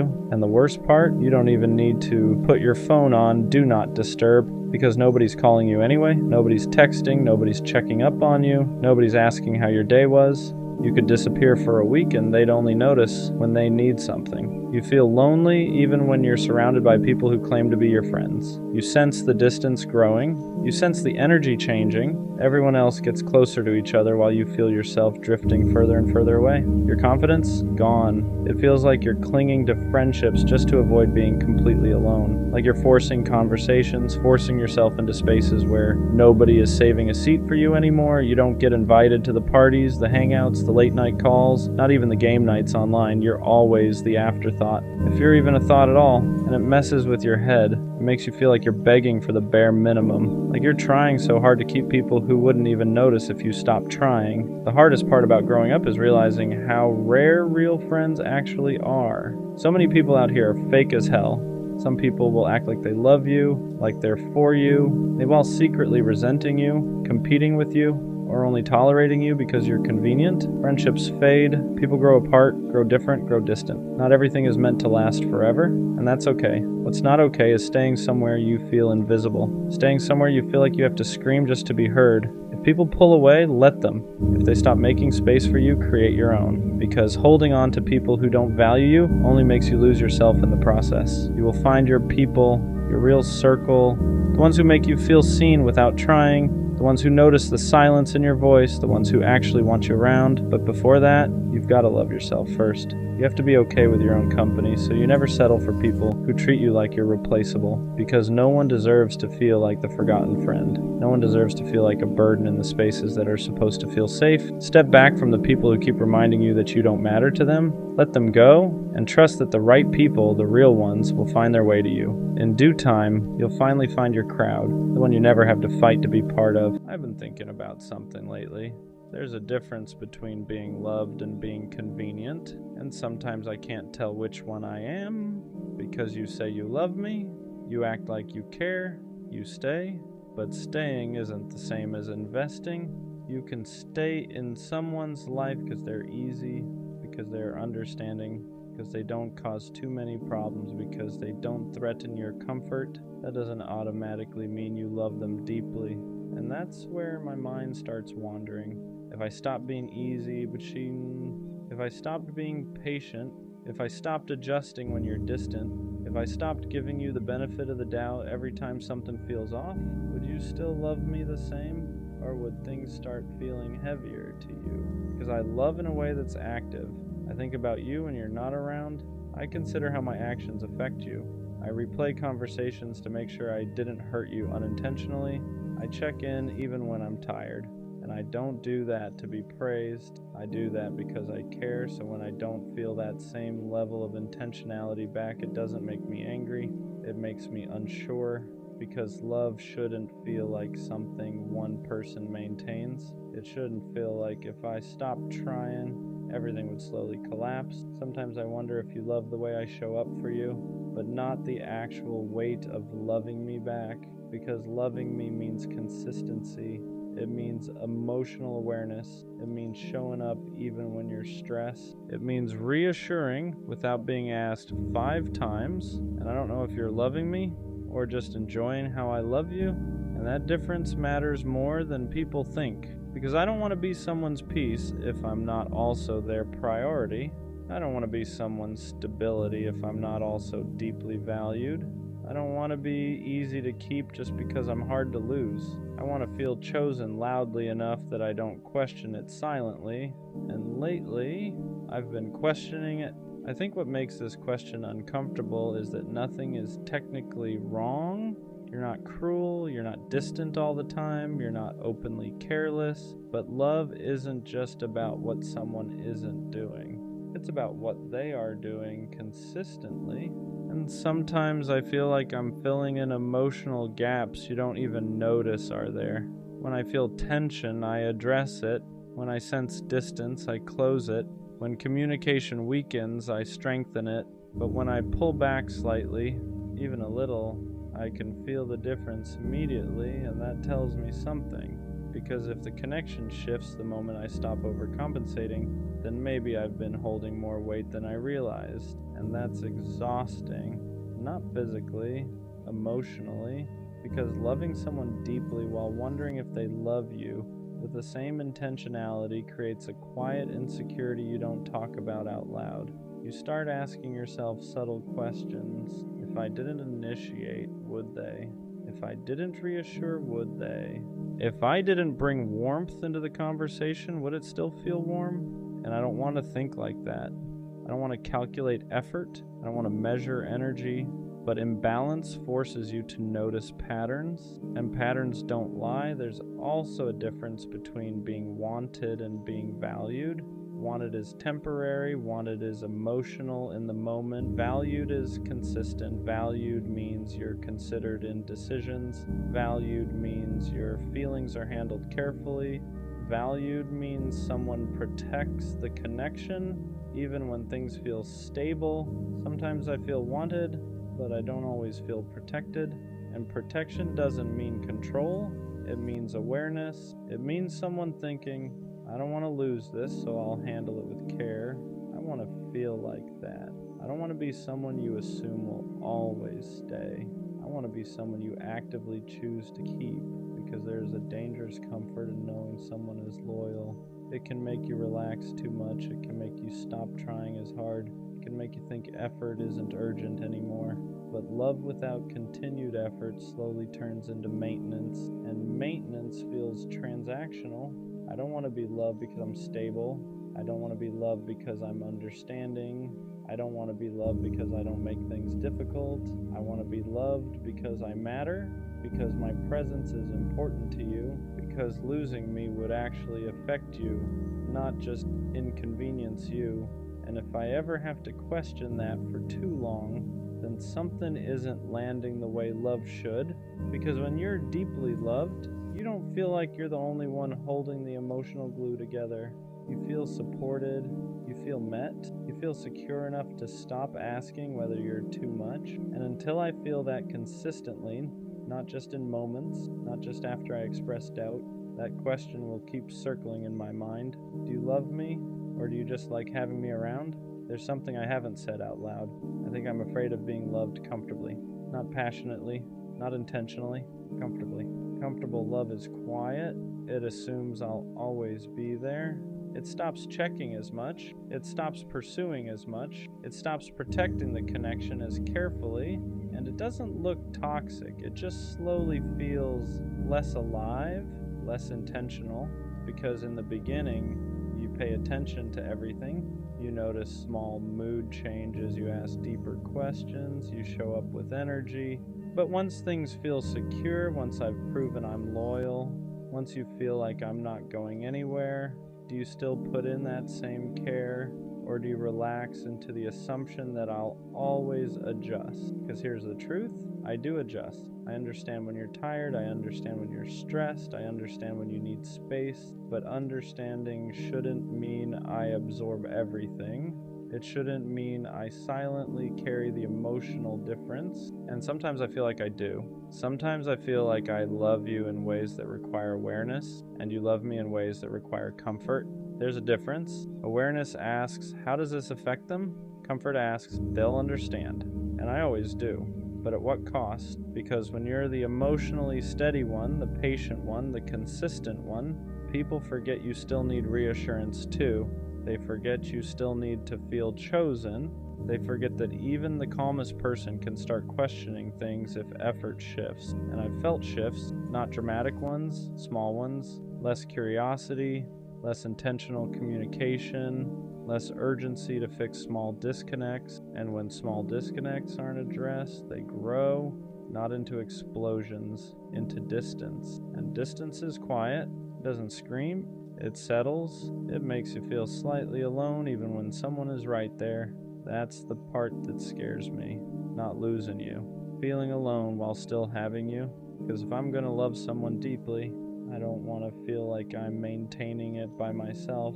I don't want to feel like my emotional awareness is what keeps us stable. I want to feel met. I want to feel like if I pull back slightly, you lean in. I want to feel like if I'm overwhelmed, you step up. I want to feel like if I go quiet, you notice without me announcing it. That's love.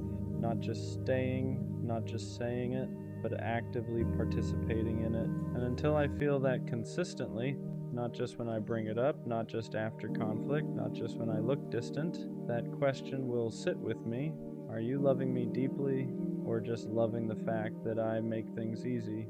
I think the hardest truth I'm slowly accepting is this. If I have to constantly question the depth of your love, then something about it doesn't feel secure. And love without security becomes anxiety. Not loud anxiety, quiet anxiety. The kind where I replay conversations in my head, the kind where I overanalyze tone, the kind where I wonder if I'm asking for too much just because I want consistency. And I don't want to be that version of myself. I don't want to love guarded. I don't want to measure how much I give. I don't want to calculate who initiates more. I don't want to mentally track effort just to reassure myself that things are balanced, because love shouldn't feel like an equation. It shouldn't feel like if I relax, everything will slowly fall apart.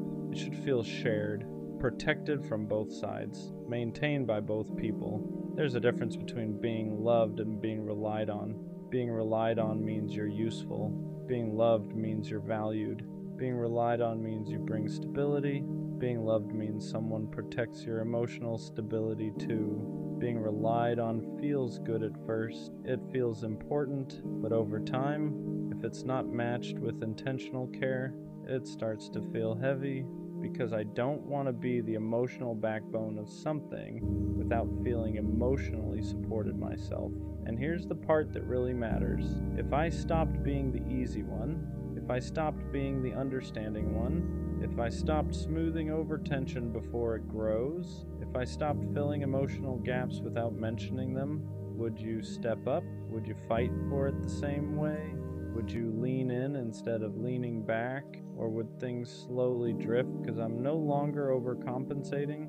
That question tells me everything, because real love doesn't depend on one person's emotional maturity to survive. Real love meets you halfway.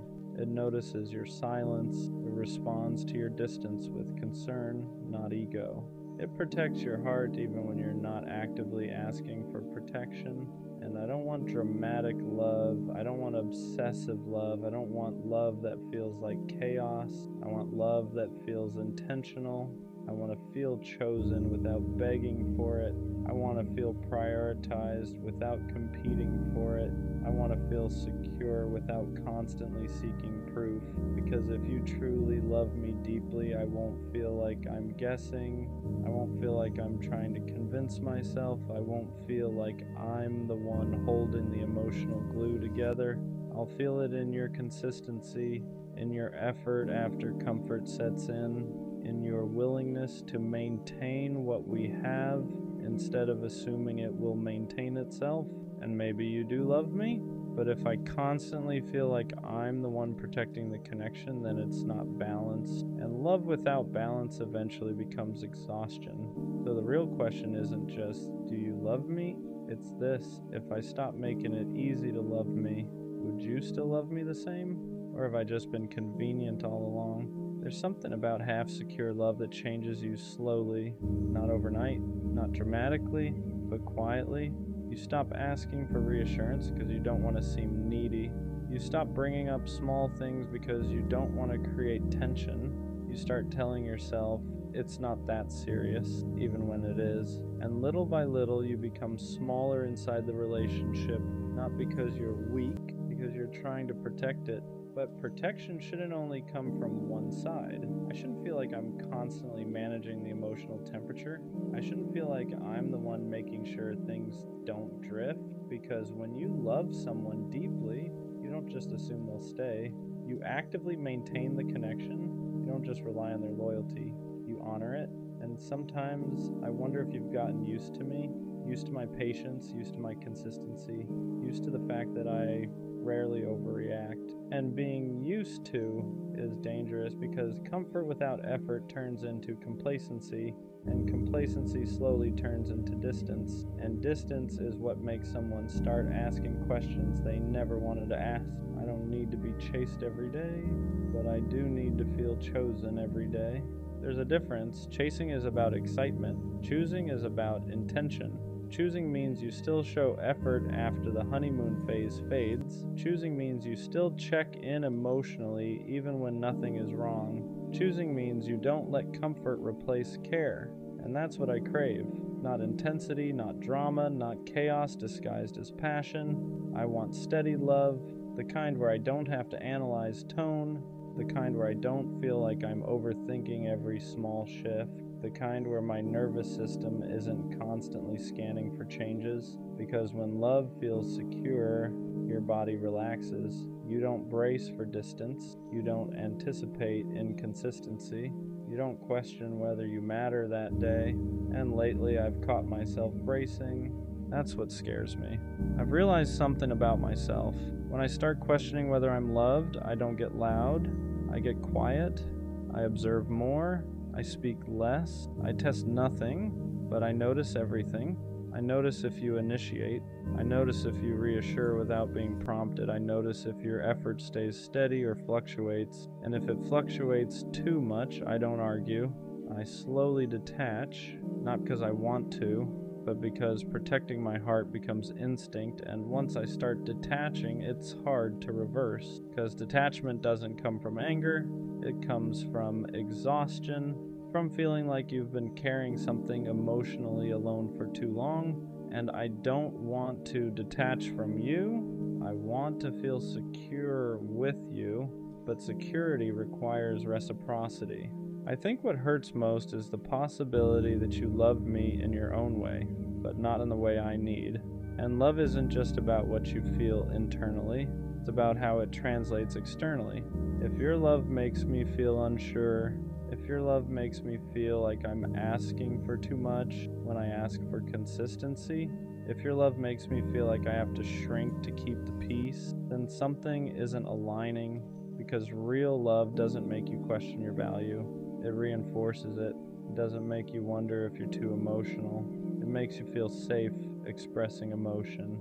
And I don't want to be in a position where I'm constantly explaining why I need reassurance. I want it to feel natural, mutual, balanced. Here's the truth I don't say out loud. I don't want to compete with your comfort. I don't want to fight against your laziness. I don't want to beg for effort that should come naturally when someone truly values you. Because if you deeply loved me, you wouldn't want to risk losing me through neglect. You wouldn't let small disconnects grow. You wouldn't assume I'll always stay no matter what. You would treat the connection like it matters, not just when things feel unstable, but especially when things feel secure. Because secure love still requires maintenance, it still requires intention, it still requires showing up fully. And if I ever feel like I'm the only one doing that consistently, that's when love starts feeling heavy instead of safe. So do you love me? Or do you just like having me? Because those two things look similar at first, but over time, they feel very different. Liking having me means you enjoy my presence. Loving me means you protect it. Liking having me means you're comfortable. Loving me means you're intentional. Liking having me means you assume I'll stay. Loving me means you make sure I want to, and I don't want to stay somewhere I feel half secure. I don't want to slowly shrink just to keep something alive. I don't want to love loudly while feeling loved quietly. I want balance. I want mutual effort. I want to feel so consistently chosen that I stop asking myself this question entirely, because when you are deeply loved, you don't sit alone wondering. You feel it in the way they show up every day, not perfectly, but intentionally. And if I ever have to keep convincing myself that I'm loved, then maybe I'm not asking for too much. Maybe I'm just ready for a love that makes the answer obvious. I don't think I was ever her first choice. Not really. At the time I thought I was. She talked to me every day. She laughed at my jokes. She told me things she said she didn't tell anyone else. And when someone gives you that kind of attention, it's easy to believe you're the person they truly want. So I believed it. I believed that when she said she cared, she meant it. I believed that when she chose to spend time with me, it meant I mattered. I believed that whatever we were building was real. But looking back now, there were small signs I ignored. Little moments where something didn't fully add up. Times where she seemed unsure about us. Times where her attention felt divided. Times where it felt like she was still searching for something, even while she was with me. At the time, I brushed those moments off, because when you care about someone, you don't want to believe you're just an option. You want to believe you're the decision. So I stayed patient. I stayed loyal. I kept showing up the same way every day. But the truth is, when someone sees you as their first choice, you don't feel uncertain about it. You don't feel like you're competing with invisible possibilities. You don't feel like their attention could shift at any moment. Being someone's first choice feels stable. It feels clear. And what we had wasn't always clear. There were moments where it felt strong, but there were also moments where it felt like I was trying harder to keep the connection alive. Like I was the one holding the weight of something she wasn't fully sure about, and I didn't want to admit that to myself because nobody wants to believe there's someone's second option. But eventually the truth shows itself, not through words, through choices. And one day, her choices made something very clear. I wasn't the person she truly wanted. I was the person she stayed with until someone else felt like a better direction. And that realization hurts in a way that's hard to explain, because it doesn't just break your heart, it makes you question every moment that came before it. Once the idea entered my head that I might not have been her first choice, it was impossible to ignore, because suddenly memories started looking different. Moments that once felt normal started carrying a different meaning. I remembered the times she hesitated when talking about the future, the times she seemed distracted when we were together, the times where her energy felt slightly distant, even though she was right there in front of me. Back then, I didn't question it too much. When you care about someone, you naturally assume the best about them. You assume the connection is mutual. You assume the effort you're putting in is being matched emotionally. But sometimes the truth sits quietly in the background while we convince ourselves everything is fine. And that's what it felt like when I started replaying those memories. Like the signs were always there, but I didn't want to see them. Because nobody wants to believe they're the backup plan. Nobody wants to believe they're the person someone stays with while they're still figuring out what they really want. But when someone truly sees you as their first choice, things feel different. There's clarity, there's certainty. You don't constantly feel like you have to prove why you deserve to be there. You don't feel like their attention might shift if the right opportunity appears. But with her, there were moments where I felt that uncertainty, and I kept pushing it away because admitting it would have meant admitting something painful, that maybe she cared about me, but not in the way I cared about her. And that's a difficult thing to face, because it means the connection wasn't equal. One person was fully invested, the other person was still deciding. And when one person is deciding while the other person is committed, the balance is already off. You're building something with someone who hasn't fully chosen you yet, and eventually that imbalance reveals itself, not through arguments, not through dramatic moments, through decisions. And decisions don't lie. One day, her decision made something very clear to me. I wasn't the person she was always sure about. I was the person she stayed with, while she kept wondering if someone else might be a better choice. When you start realizing you were never someone's first choice, the hardest part isn't the breakup. It's the realization that you were trying to win a place in someone's life that was never fully yours. Because when someone truly chooses you, you don't feel like you're competing with invisible options. You don't feel like their attention could disappear the moment something new shows up. You don't feel like you constantly have to prove why you deserve to be there. But with her, that feeling existed sometimes, not all the time, just enough to quietly sit in the back of my mind.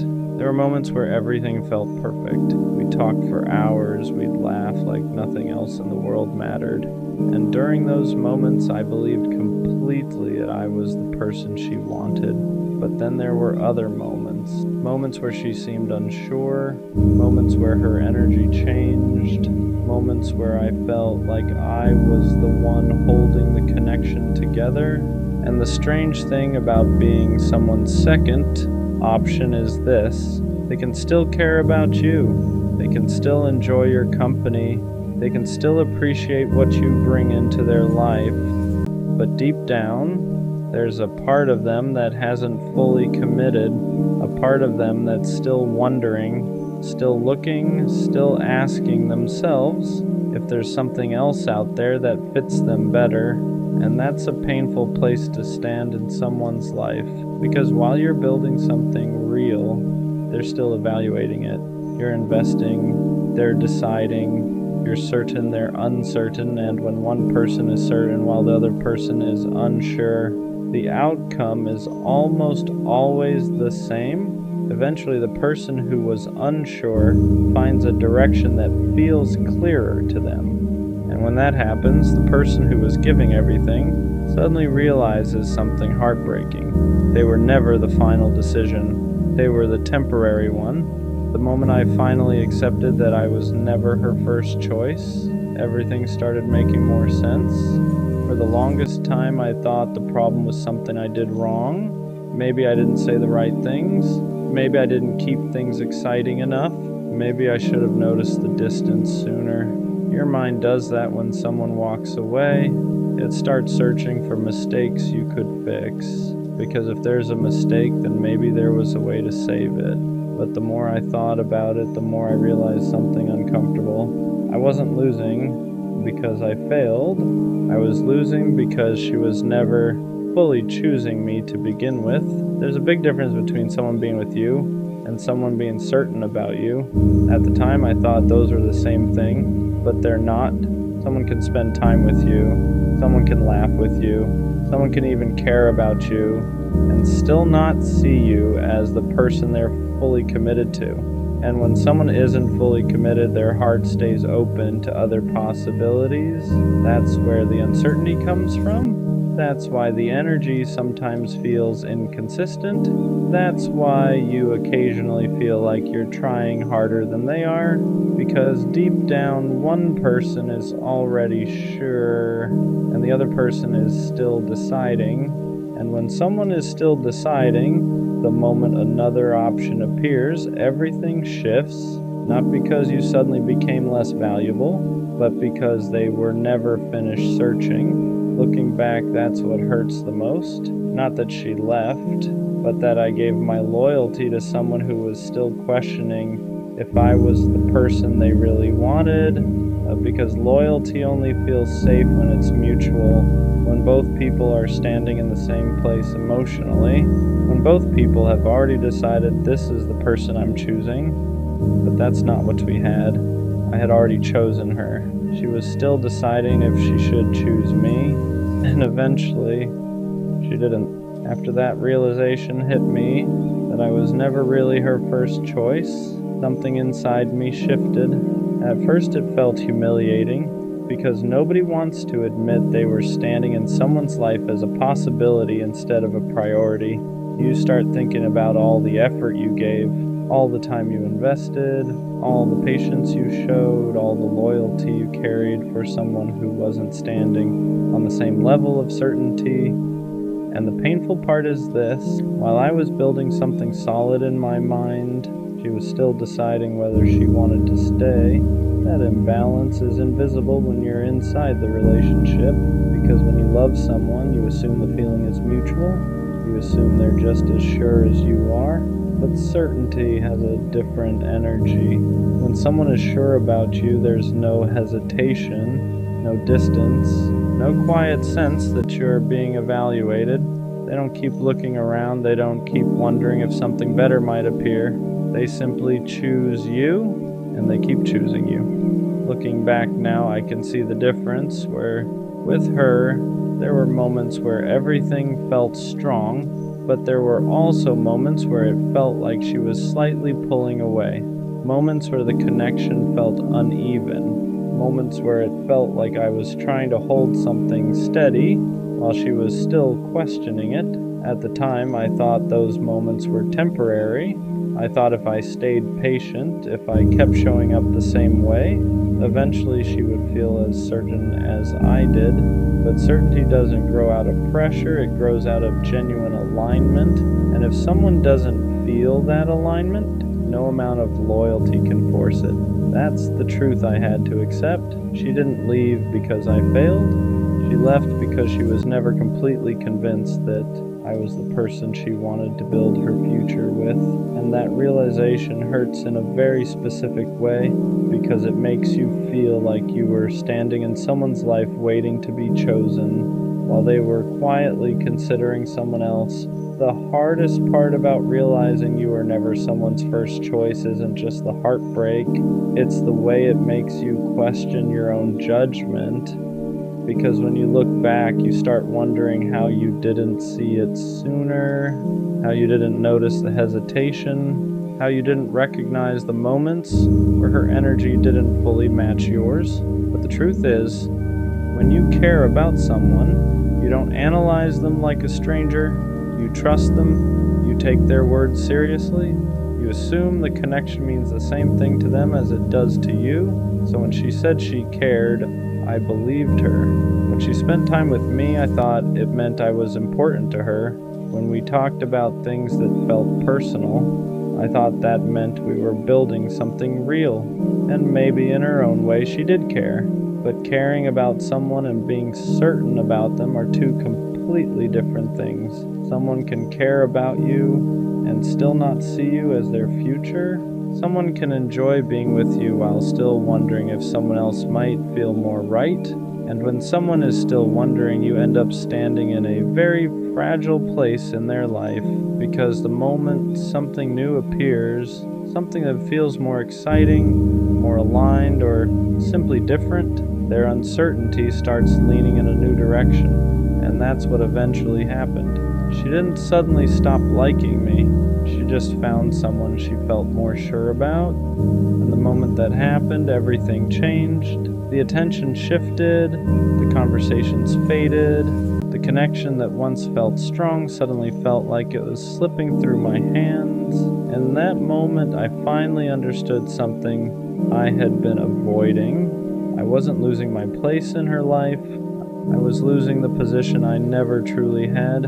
I wasn't the person she had fully chosen. I was the person she stayed with while she was still deciding. Once I accepted that I was never her first choice, another realization started settling in. I wasn't just hurt because she left. I was hurt because of what it revealed about the entire relationship. Because when you think someone chose you, you build your whole mindset around that belief. You become loyal, you become patient, you invest your time and your emotions because you believe the other person is standing in the same place as you. But when you realize they weren't, it changes how you see everything that happened before. I started noticing the imbalance more clearly. The moments where I adjusted my schedule to make time for her. The moments where I tried to fix problems because I thought the relationship mattered equally to both of us. The moments where I stayed calm and patient during times she felt distant. I thought I was protecting something meaningful, but now I understand something I didn't see then. I was protecting a relationship that she was still questioning, and when one person is protecting something while the other person is still deciding if they even want it, the outcome is almost inevitable, because eventually the person who's unsure finds something that feels more certain. And when that happens, the person who was investing everything suddenly realizes something painful. They were standing in someone's life waiting to be chosen by someone who had never fully chosen them in the first place. That's a difficult truth to accept, because it forces you to admit that the relationship meant more to you than it did to them. It forces you to admit that while you were building something in your mind, they were still exploring their options, and that realization hits your pride in a way that's hard to describe, not because you hate the other person, but because it makes you question your own judgment. It makes you wonder how you didn't see the difference between being valued and being temporarily convenient. But over time, I started understanding something important. Being someone's first choice isn't something you should have to fight to become. It isn't something you should have to prove you deserve. When someone truly sees you as their first choice, it feels clear, it feels stable. You don't spend your time wondering if someone else might replace you, because they've already decided where they stand. And with her, that decision was never fully made, not in the way I thought it was. After enough time passed, the pain of realizing I was never her first choice slowly started turning into something else. Clarity, because once the emotions settle down, you begin seeing the relationship without the illusion you had while you were inside it. When I was with her, I kept thinking that if I just stayed loyal enough, patient enough, supportive enough, eventually she would see that I was the right person. I thought certainty was something that would grow over time, but real certainty doesn't need to be convinced, it doesn't need to be proven. When someone truly sees you as their first choice, they don't hesitate. They don't keep looking around, they don't treat you like a possibility they're still evaluating. They choose you, and that choice feels obvious. Looking back, I realized I spent a lot of time trying to earn a position that should have been natural. Trying harder, showing more patience, giving more understanding whenever things felt off, and at the time I thought that effort meant I was being strong, but now I understand something I didn't see before. You shouldn't have to fight to become someone's first choice. If someone truly values you, you won't feel like you're constantly proving your worth. You won't feel like your place in their life is temporary. You won't feel like their attention could shift the moment something new appears with the right person. That kind of uncertainty doesn't exist, and realizing that changed the way I looked at the whole situation. Because for a long time I thought losing her meant I lost something important, but the truth is I lost a position that was never fully secure to begin with. I was trying to build a future with someone who had never fully decided that I was the person they wanted to build it with. And once you see that clearly, the pain starts losing its power, because you realize something important. You didn't lose someone who was fully committed to you. You lost someone who was still searching. Once I finally accepted that I was never her first choice, something unexpected happened. The story in my head started changing. For a long time, I looked at the situation like I had lost something valuable, like someone had taken my place, like I had somehow been replaced by someone better. But when you step back from the emotion and really look at the situation, you start realizing something different. I wasn't replaced, I was simply standing in a place that was never fully mine. Because when someone truly sees you as their first choice, there isn't a long period of hesitation. There isn't a constant feeling that something might change. There isn't a quiet sense that they're still evaluating their options. When someone knows they want you, the energy feels different. It feels stable, it feels certain. You don't spend your time wondering where you stand. You already know. And the truth is, with her, I never fully had that certainty. There were moments where it felt strong, moments where the connection felt real, but there were also moments where something felt slightly off, moments where I felt like I was trying harder to hold things together, moments where it felt like she was still deciding how much of herself she wanted to give. At the time, I ignored those feelings, because when you love someone, you want to believe the connection is mutual, you want to believe the effort is balanced, but effort and certainty are two different things. Someone can enjoy what you give them while still being unsure if you're the person they truly want. And when someone is unsure, their heart is still open to other possibilities. That's what eventually happened. She didn't suddenly stop caring about me. She simply found someone she felt more certain about. And once that certainty appeared, my place in her life disappeared. At first, that realization felt humiliating, but over time it started feeling like clarity, because it reminded me of something important. You shouldn't have to fight to become someone's first choice. If someone truly values you, that position is obvious. Looking back now, the hardest part about realizing I was never her first choice wasn't the breakup, it was the lesson. Because it forced me to understand something about relationships that I didn't fully grasp before. Love isn't just about how much you care about someone. It's about whether that care is equally returned. You can be loyal, you can be patient, you can give someone your time, your attention, and your effort, But if the other person hasn't fully chosen you, none of that guarantees they'll stay. And that's a painful truth to learn, but it's also an important one because it changes the way you look at relationships moving forward. It teaches you that being someone's first choice isn't something you should have to earn through constant effort. It should be something they feel naturally, something they decide clearly, something they show through their actions. Because when someone truly chooses you, you won't feel like you're competing with invisible possibilities. You won't feel like their attention could disappear at any moment. You won't feel like you're just temporarily filling a space in their life. You'll feel secure, you'll feel valued, you'll feel chosen, and that's the kind of connection everyone deserves. For a long time I thought realizing I was never her first choice meant I had lost something important, but now I see it differently. What I actually lost was a situation where I was giving my loyalty to someone who had never fully decided they wanted it, and losing that isn't a failure, it's a redirection. Because one day I'll meet someone who doesn't hesitate, someone who doesn't keep looking for alternatives, someone who doesn't treat my presence like something temporary, someone who chooses me without needing time to decide. And when that happens, the difference will be obvious. Because for the first time, I won't feel like I'm trying to become someone's first choice.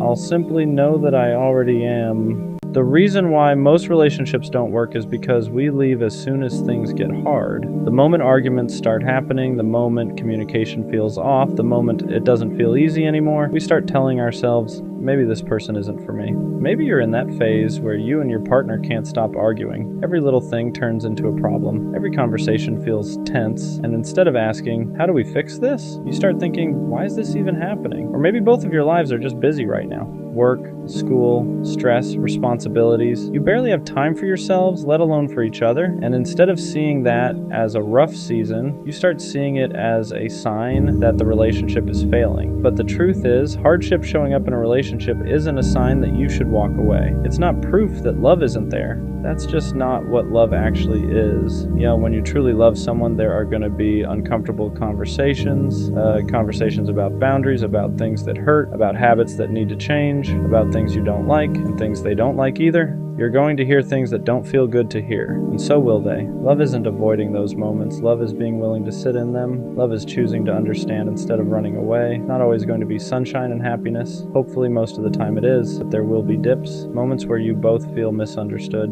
Moments where you question everything. Moments where it feels easier to leave than to stay and try. But love is what you do in those moments. Love is choosing to fight for each other, not against each other. Love is getting through the rainstorm together instead of leaving the moment it starts pouring, because real love isn't about never struggling. It's about believing that the struggle isn't stronger than what you have. And if you can make it through the hard parts, if you can keep choosing each other even when it's uncomfortable, that's when you realize love was never about perfection. It was about commitment. I stayed loyal even when it got hard. Even when we were arguing more than laughing, even when my friends were telling me I deserved better, even when I felt unappreciated, I stayed. Not because I didn't have options, not because I couldn't walk away, but because when I commit fully. Loyalty isn't something I switch on and off depending on how I feel that week. It's a decision, and I made it. I ignored distractions, I curved attention, I shut down conversations that crossed boundaries, not because I was scared of getting caught, but because I respected what we had. So when I found out she didn't stay loyal, it didn't just hurt, it confused me. Because how do two people sit in the same relationship and value it completely differently? The part that messed with me wasn't just the betrayal, it was a realization that while I was protecting us, she was exploring her options. While I was defending her name in rooms she wasn't in, she was entertaining someone else's attention. While I was shutting down temptation quietly, she was responding to it. And that imbalance hits deeper than people realize, because loyalty isn't loud. You don't get applause for it.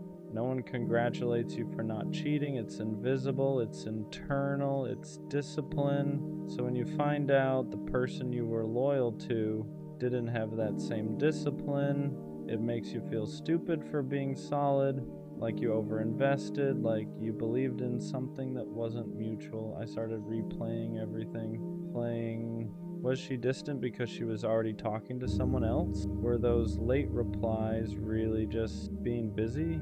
Was I fighting for something that was already slipping away?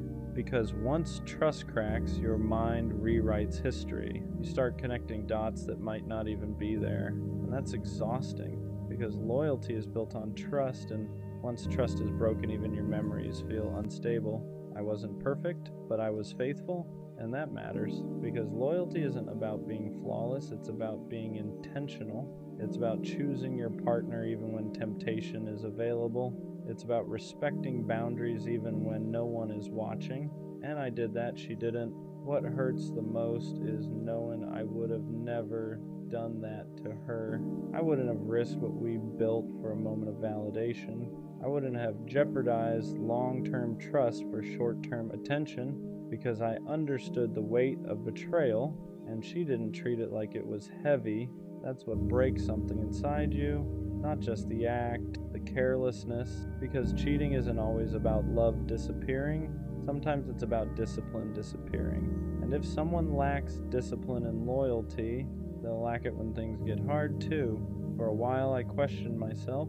Was I too available, too forgiving, too trusting? Did my loyalty make me predictable? Because when you get betrayed, your brain tries to find ways to avoid feeling powerless again. But here's the truth. My loyalty wasn't weakness, it was character. And her disloyalty wasn't power, it was immaturity. There's a difference. One requires strength, the other requires impulse. People think being cheated on makes you look foolish, but the real foolishness is betraying someone who was solid. I lost someone who didn't value loyalty. She lost someone who actually lived by it, and those are two very different losses, because I can recover, I can heal, I can rebuild, but replacing someone who is genuinely loyal, that's harder than people think. I don't regret staying loyal, even knowing how it ended, because my character doesn't shift based on someone else's behavior. I don't cheat because I'm angry. I don't entertain options because I'm bored. I don't step out because things feel heavy. If I'm unhappy, I leave. I don't betray, and that standard stays with me, not for her, for me. The scary part after betrayal is this: you start wondering if loyalty is even worth it. If everyone cheats eventually, if trusting deeply just makes you vulnerable, but I refuse to let someone else's lack of integrity change mine, because loyalty isn't outdated, it's rare, and rare doesn't mean foolish, it means valuable. She didn't stay loyal, but that says nothing about my worth. It says everything about her discipline, her boundaries, her emotional maturity, because if someone can look at loyalty and still step outside it, they were never anchored. And I don't want someone who floats when things get tested. I want someone who stands. I stayed loyal, even when it was inconvenient, even when it was tempting not to, even when I felt underappreciated, and I'll stay that way. Not because everyone deserves it, but because I deserve to be someone who lives by principle. She didn't stay loyal, and that hurt, but I'd rather be the one who was solid than the one who couldn't hold a commitment, because loyalty doesn't make you weak, it makes you rare, and one day someone will recognize that instead of testing it. She said I wasn't man enough, and I won't lie, that one stuck, not because I believe it, but because when someone you love questions your masculinity, it hits somewhere deeper than regular criticism. It's not just about behavior, it's identity. It's everything you thought you were doing right suddenly being reframed as weakness. What does man enough even mean? Because I showed up, I communicated, I stayed loyal, I tried to fix things instead of run from them. But apparently that wasn't enough. Apparently being calm instead of aggressive was a problem. Apparently wanting to talk things through instead of shutting down made me soft. Apparently expressing emotion made me less of a man.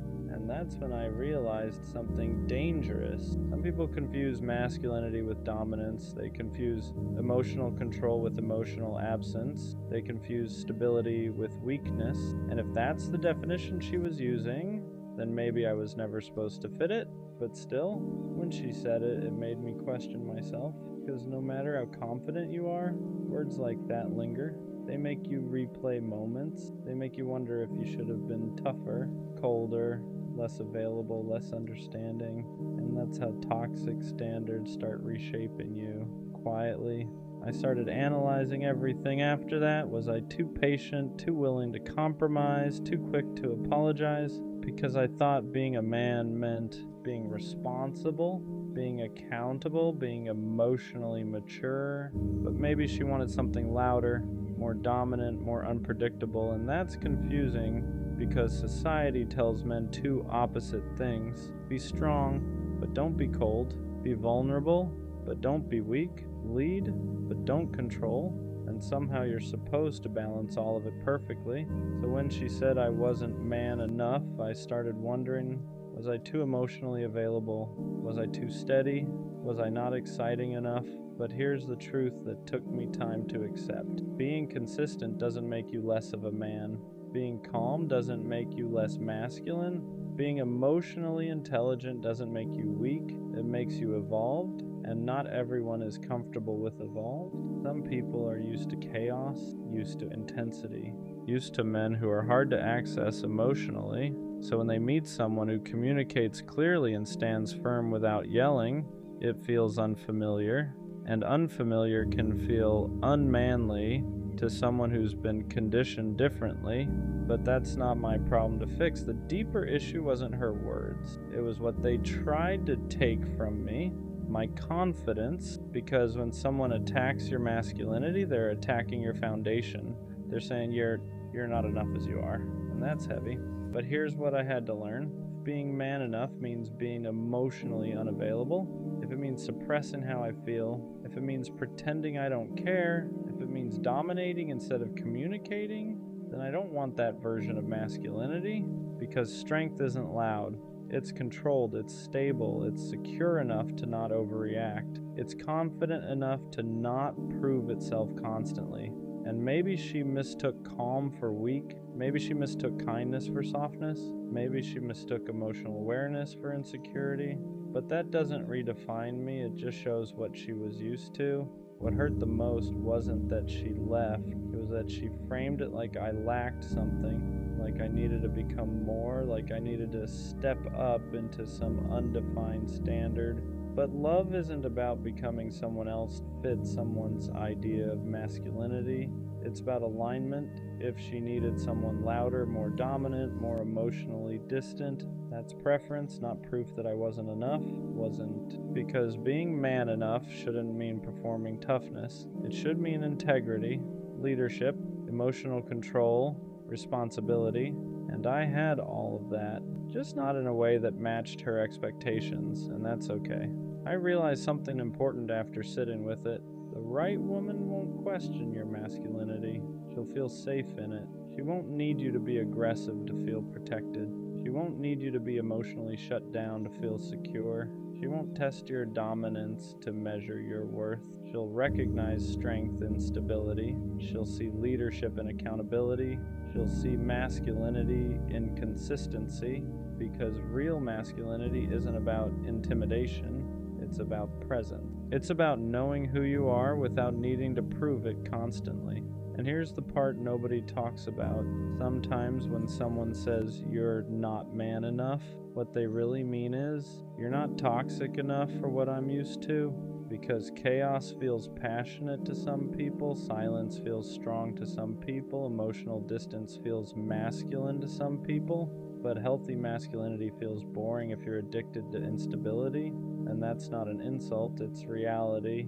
Some people equate unpredictability with strength, and when they meet steadiness, they don't know what to do with it. I had to ask myself something hard. Was I actually lacking, or was I just not performing? Because there's a difference. Lacking means I don't possess something. Performing means I'm pretending to. And I refuse to perform masculinity for approval. I refuse to become colder just to seem stronger. I refuse to suppress my emotional intelligence just to look dominant. Because the right person won't require that. They'll appreciate it. If anything, being called not man enough forced me to define what that means for myself. To me, being a man means standing on your word, protecting without controlling, communicating without yelling, being emotionally disciplined, owning your mistakes, leading with stability, and I did all of that. So if that wasn't enough for her, it doesn't mean I failed. It means we defined strength differently. I won't let one person's perception reshape my identity, because masculinity isn't loud. It isn't about dominance. It isn't about intimidation. It's about internal control. It's about consistency. It's about knowing who you are when no one is watching. And if someone mistakes calm strength for weakness, that says more about what they're used to than what I am. She said I wasn't man enough, but I am man enough to walk away instead of yelling, stay calm instead of escalating, express how I feel instead of suppressing it, choose growth instead of ego. And that's the kind of man I'll stay, because the right woman won't need me to prove my masculinity. She'll feel secure in it, and I'd rather be steady and misunderstood than loud and respected for something I'm not.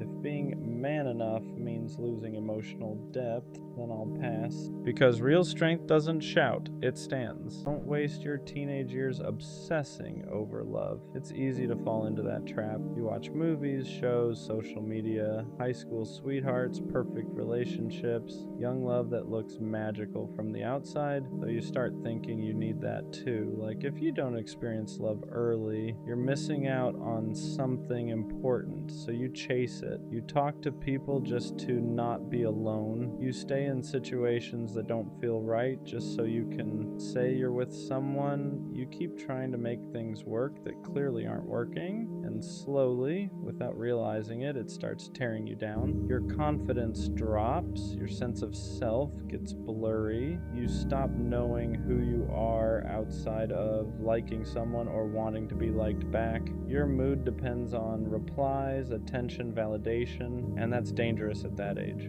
When you're young, you're not supposed to have everything figured out. You're supposed to be discovering who you are, what you like, what you stand for, what kind of person you want to become. But when all your energy goes into chasing relationships, you neglect that part of yourself. You start building your identity around other people instead of building it from within. Here's the uncomfortable truth. Most teenage relationships don't last, not because you did something wrong, not because love isn't real, but because you're both still growing, still changing, still figuring life out. And forcing love before you even know yourself is like trying to build something on an unstable foundation. It cracks every time. If something isn't flowing naturally, stop forcing it. Love isn't supposed to feel like constant stress, chasing, or proving your worth. If it's meant to happen, it won't require you to lose yourself to keep it. And the thing nobody wants to hear? Desperation pushes people away. Confidence attracts them. When you stop hunting for love and start working on yourself, things shift. You become more grounded, more secure, more you. And that's when real connections show up naturally. You still have so much life ahead of you, so much fun to have, so many experiences that don't revolve around relationships.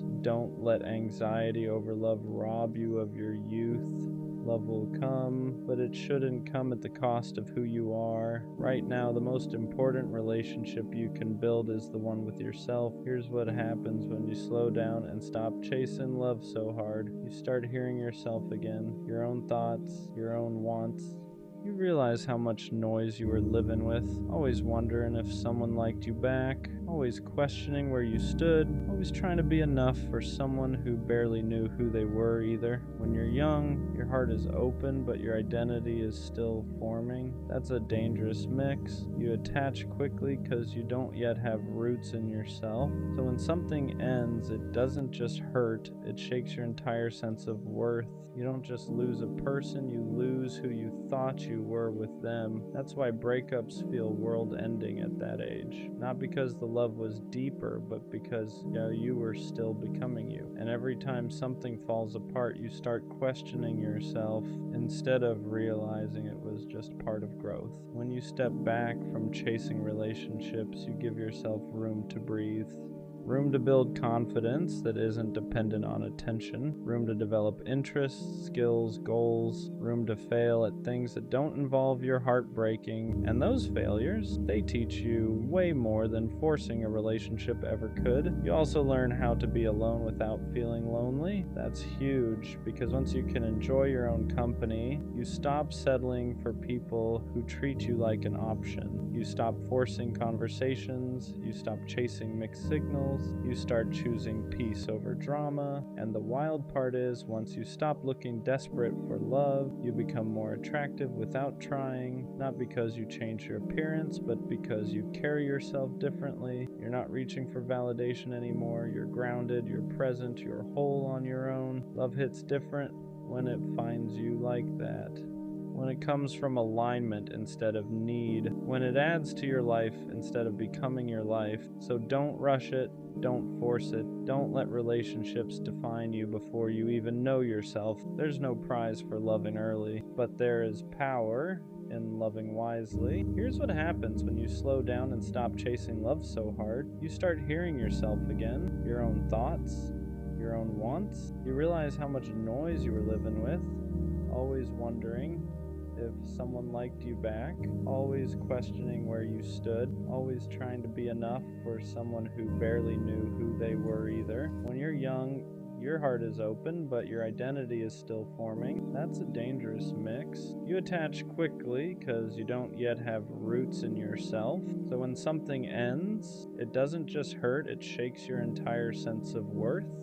You don't just lose a person, you lose who you thought you were with them. That's why breakups feel world-ending at that age. Not because the love was deeper, but because you were still becoming you. And every time something falls apart, you start questioning yourself instead of realizing it was just part of growth. When you step back from chasing relationships, you give yourself room to breathe, room to build confidence that isn't dependent on attention, room to develop interests, skills, goals, room to fail at things that don't involve your heart breaking, and those failures, they teach you way more than forcing a relationship ever could. You also learn how to be alone without feeling lonely. That's huge, because once you can enjoy your own company, you stop settling for people who treat you like an option, you stop forcing conversations, you stop chasing mixed signals, you start choosing peace over drama. And the wild part is, once you stop looking desperate for love, you become more attractive without trying, not because you changed your appearance, but because you carry yourself differently. You're not reaching for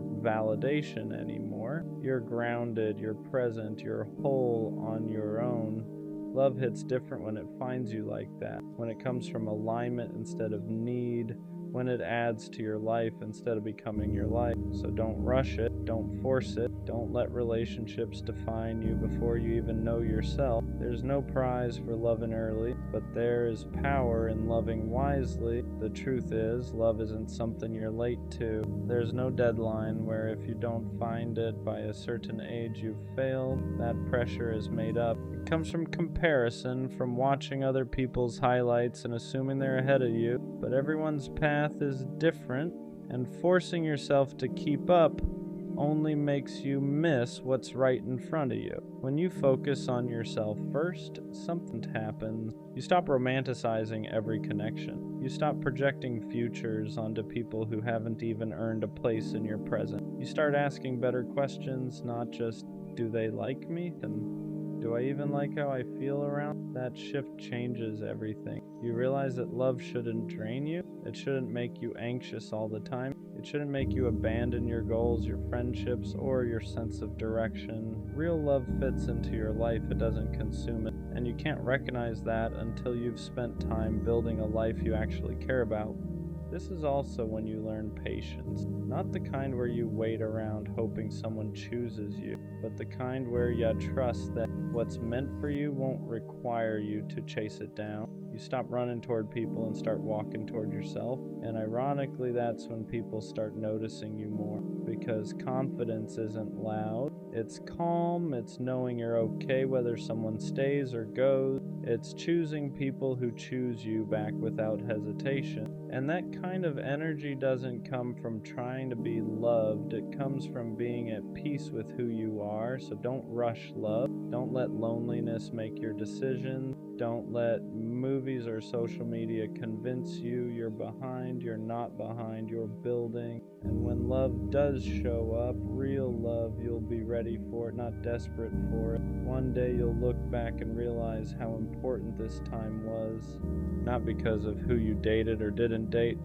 but because of who you became when no one was choosing you romantically. These are the years where you learn discipline, where you learn how to sit with discomfort instead of running to someone to distract you from it, where you learn how to build something that lasts longer than a temporary connection. When you stop making love the center of your world, you start seeing everything else clearly.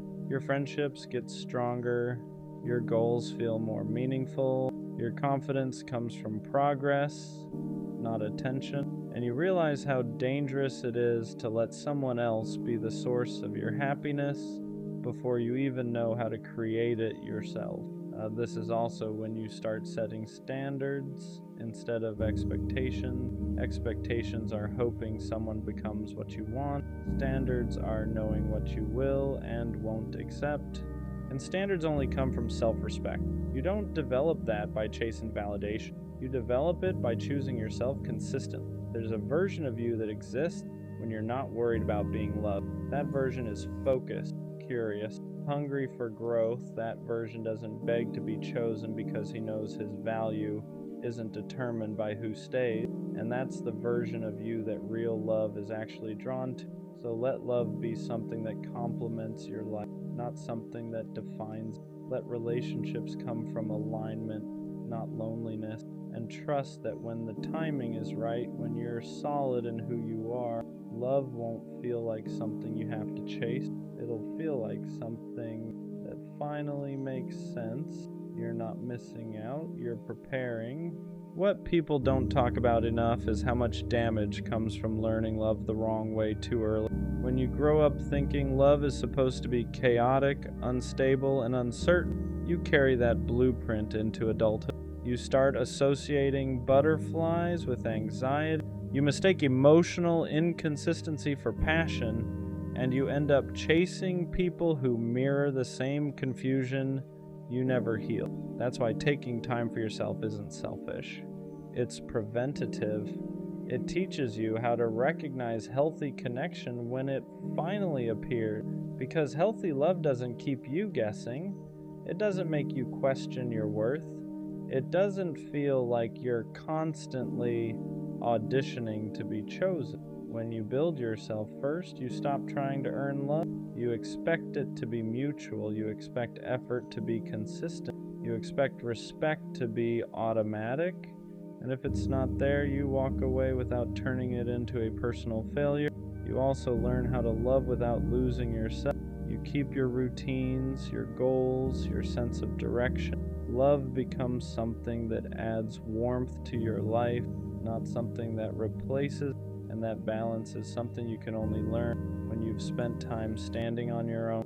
The biggest mistake isn't being alone when you're young. The mistake is tying your self-worth to relationships before you understand who you are without. You don't need someone to complete you. You need to complete yourself enough that love becomes a choice, not a necessity. So let yourself grow. Let yourself evolve without pressure. Let love meet you when you're ready to share your life, not escape, because the strongest love stories don't start with desperation. They start with self-respect. Eventually, you reach a point where you realize how quiet confidence actually feels. It's not loud, it's not flexing, it's not proving anything to anyone, it's waking up knowing, even if no one texts you today, you're still okay, that your life still has direction, that your worth didn't disappear because someone didn't choose you. That's the version of you love is meant to meet. When you're young, it's easy to think love will save you, that once you find the right person, everything else will fall into place. But real growth teaches you the opposite. You build the life first, you build stability, purpose, discipline, and self-respect, and then love fits into that life naturally instead of becoming the thing you rely on to feel whole. This is why rushing relationships too early can stunt you. You start making decisions based on fear of losing someone instead of what's best for your future. You compromise your goals. You stay small to keep someone comfortable, and you don't even realize it's happening until you look back and feel behind. Taking time for yourself isn't missing. It's an investment. Every day you spend learning who you are, strengthening your mind, improving your habits, and building something meaningful is setting you up for a healthier connection later. One where love doesn't feel like pressure, but partnership. And when that love finally comes, you won't feel like you're holding your breath. You won't feel anxious or unsure. You'll feel steady, chosen, at peace. That's how you'll know you didn't rush. One day, love will find you when you're not looking for it. Not because you gave up on it, but because you stopped needing it to validate you. You'll meet someone when you're comfortable in your own skin, when your life already has meaning, and when you're not trying to fill a void with another person. And when that happens, it won't feel like chaos. It won't feel like chasing or guessing or proving. It'll feel natural, balanced, safe, like two people choosing each other, not out of loneliness, but out of intention. You'll be glad you didn't rush. You'll be grateful for the nights you spent alone building yourself instead of forcing something that would have only distracted. You'll realize that the love you were searching for externally was something you were always meant to cultivate internally first. So if you're young and feeling behind, if you're single and feeling pressured, breathe. If you're watching everyone else pair up and wondering when it'll be your turn, trust the timing. Love isn't a race. And your life isn't measured by who you dated in your teens. Protect your peace, build your, enjoy being young. The rest will. I'm romantic. I believe in effort, in choosing someone daily, in love that feels intentional, not accidental. But I'm not naive anymore. I don't confuse chemistry with commitment. I don't mistake words for consistency. I don't fall in love with potential and ignore reality to protect the fantasy. That version of me is gone. Being romantic doesn't mean I overlook red flags. It doesn't mean I excuse disrespect. It doesn't mean I stay just because I feel deeply. It means I love with awareness now. I still want connection, still want intimacy, still want something real, but I'm no longer willing to sacrifice my peace just to keep a feeling alive. I know the difference now between someone who feels good and someone who is good for me. I know the difference between affection and effort, between attention and intention, and I don't chase illusions anymore. I won't romanticize someone who can't show up consistently. I won't soften the truth to protect a story I wanted to believe in. I can be tender and still have boundaries, hopeful and still realistic. Romantic doesn't mean blind. It means I care deeply, but I pay attention. And this time I don't fall in love at the expense of myself.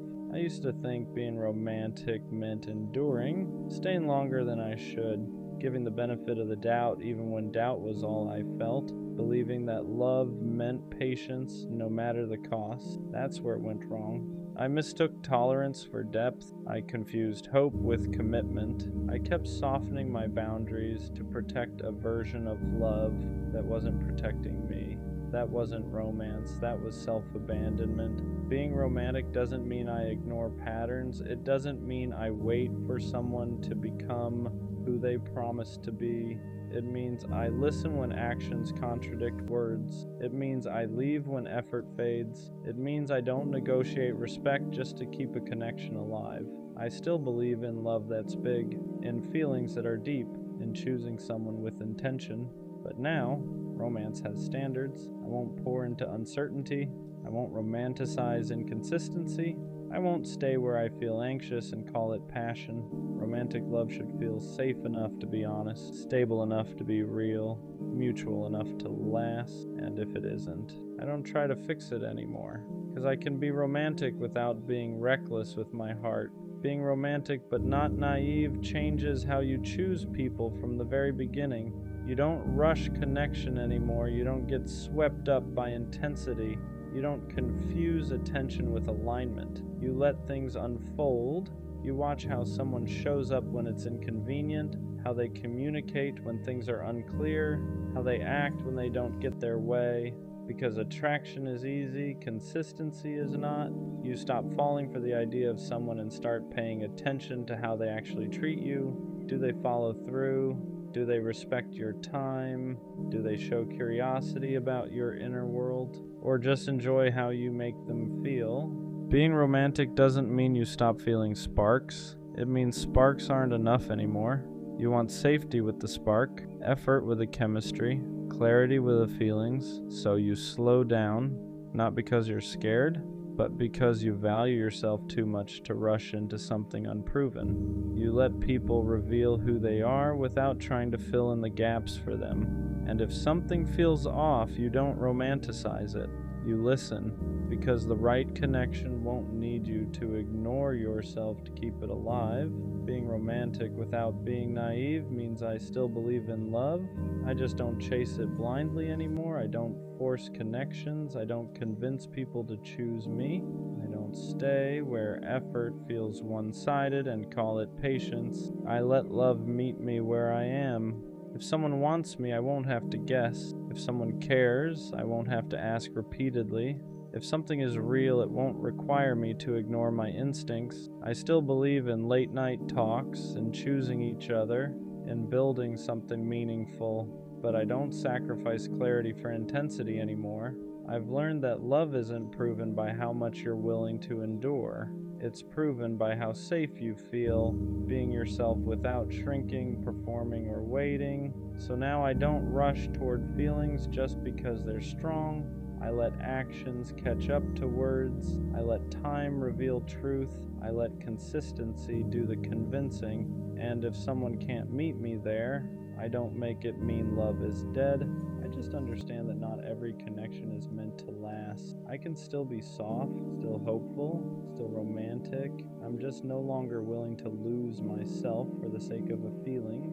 Being romantic, not naive, changed what I tolerate. I don't excuse inconsistency anymore. I don't sit with confusion and call it giving things time.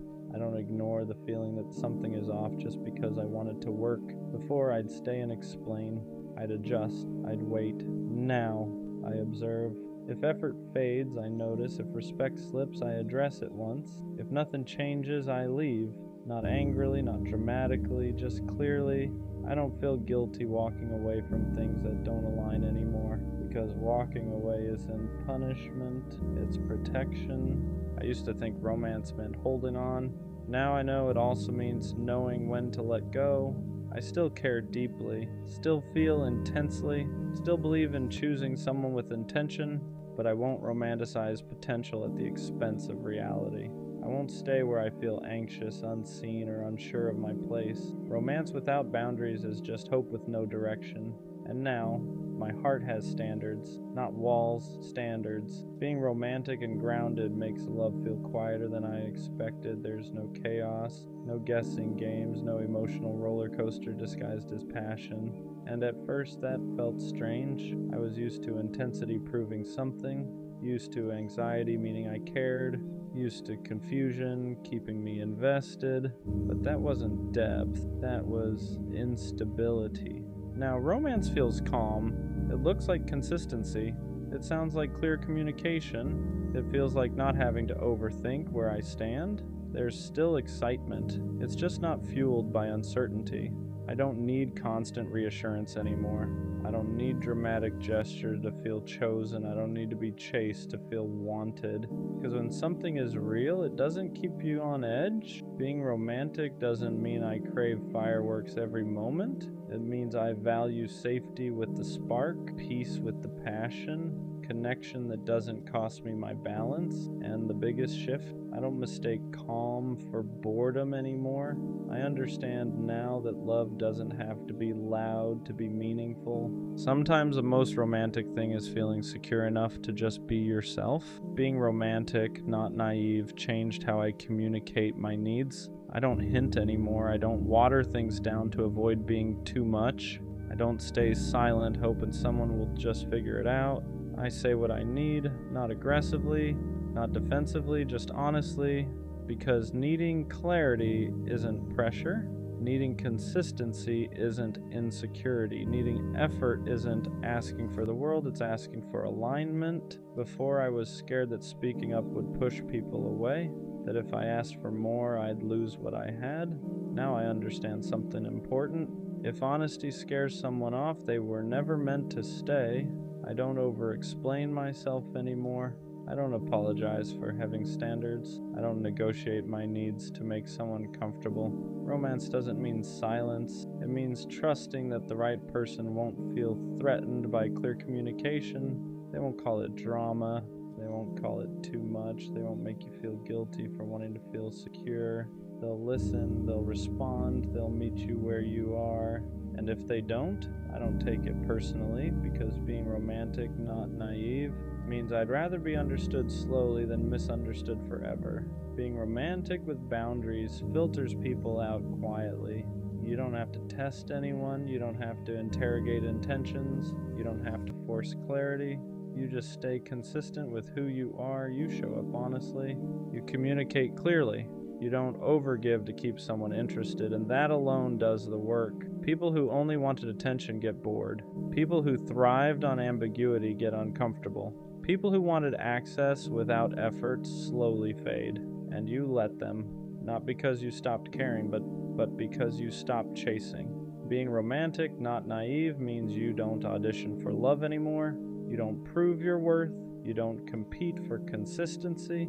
You don't bend yourself to be easier to choose. You let people meet you where you stand, and the ones who can't, they remove themselves. That used to scare you.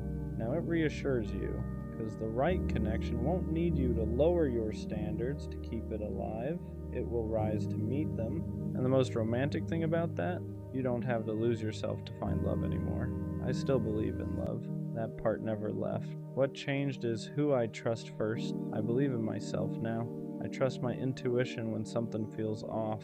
I trust my boundaries when they need to be held. I trust my heart without handing it over blindly. Before, I believed love required risk at any cost, that you had to jump first and hope someone caught you. Now I know better. Real love doesn't ask you to abandon yourself. It doesn't punish you for being honest. It doesn't require you to doubt your worth to keep it alive. Being romantic, not naive, means I still dream. I just don't disappear into the dream. I don't ignore red flags to protect the fantasy. I don't silence my needs to keep someone comfortable. I don't romanticize suffering and call it devotion.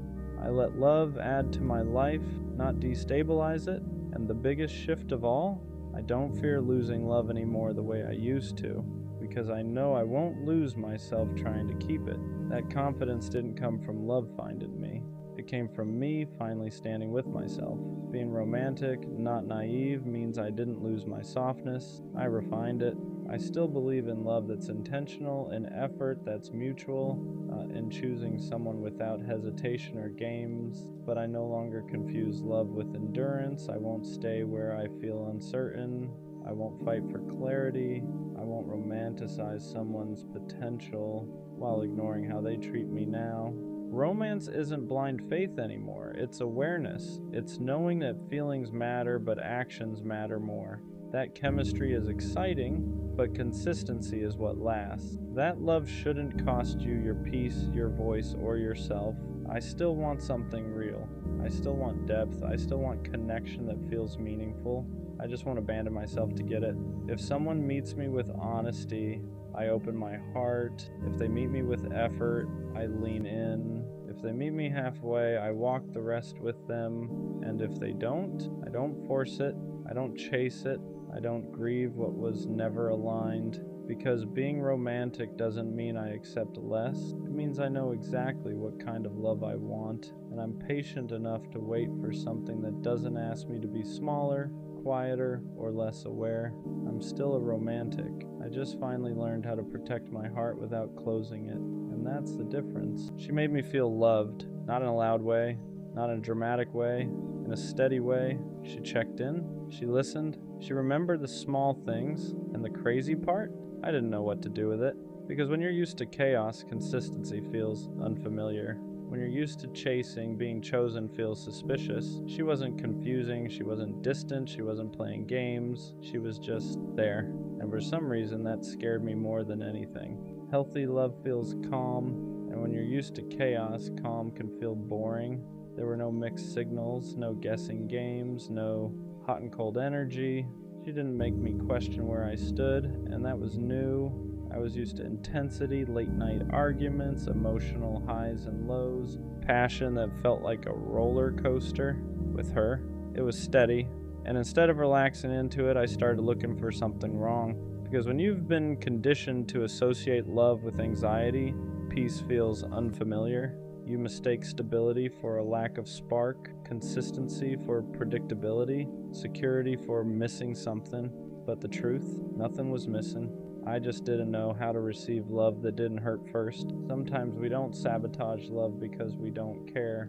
We sabotage it because we don't feel worthy of it. She showed up consistently, she communicated clearly, she didn't make me chase, and instead of feeling grateful, I felt exposed, because when someone loves you properly, they see you, not just the confident version, not just the charming version, the insecure parts too, the guarded parts, the parts that still haven't healed. And when you don't fully love yourself, being loved deeply feels uncomfortable.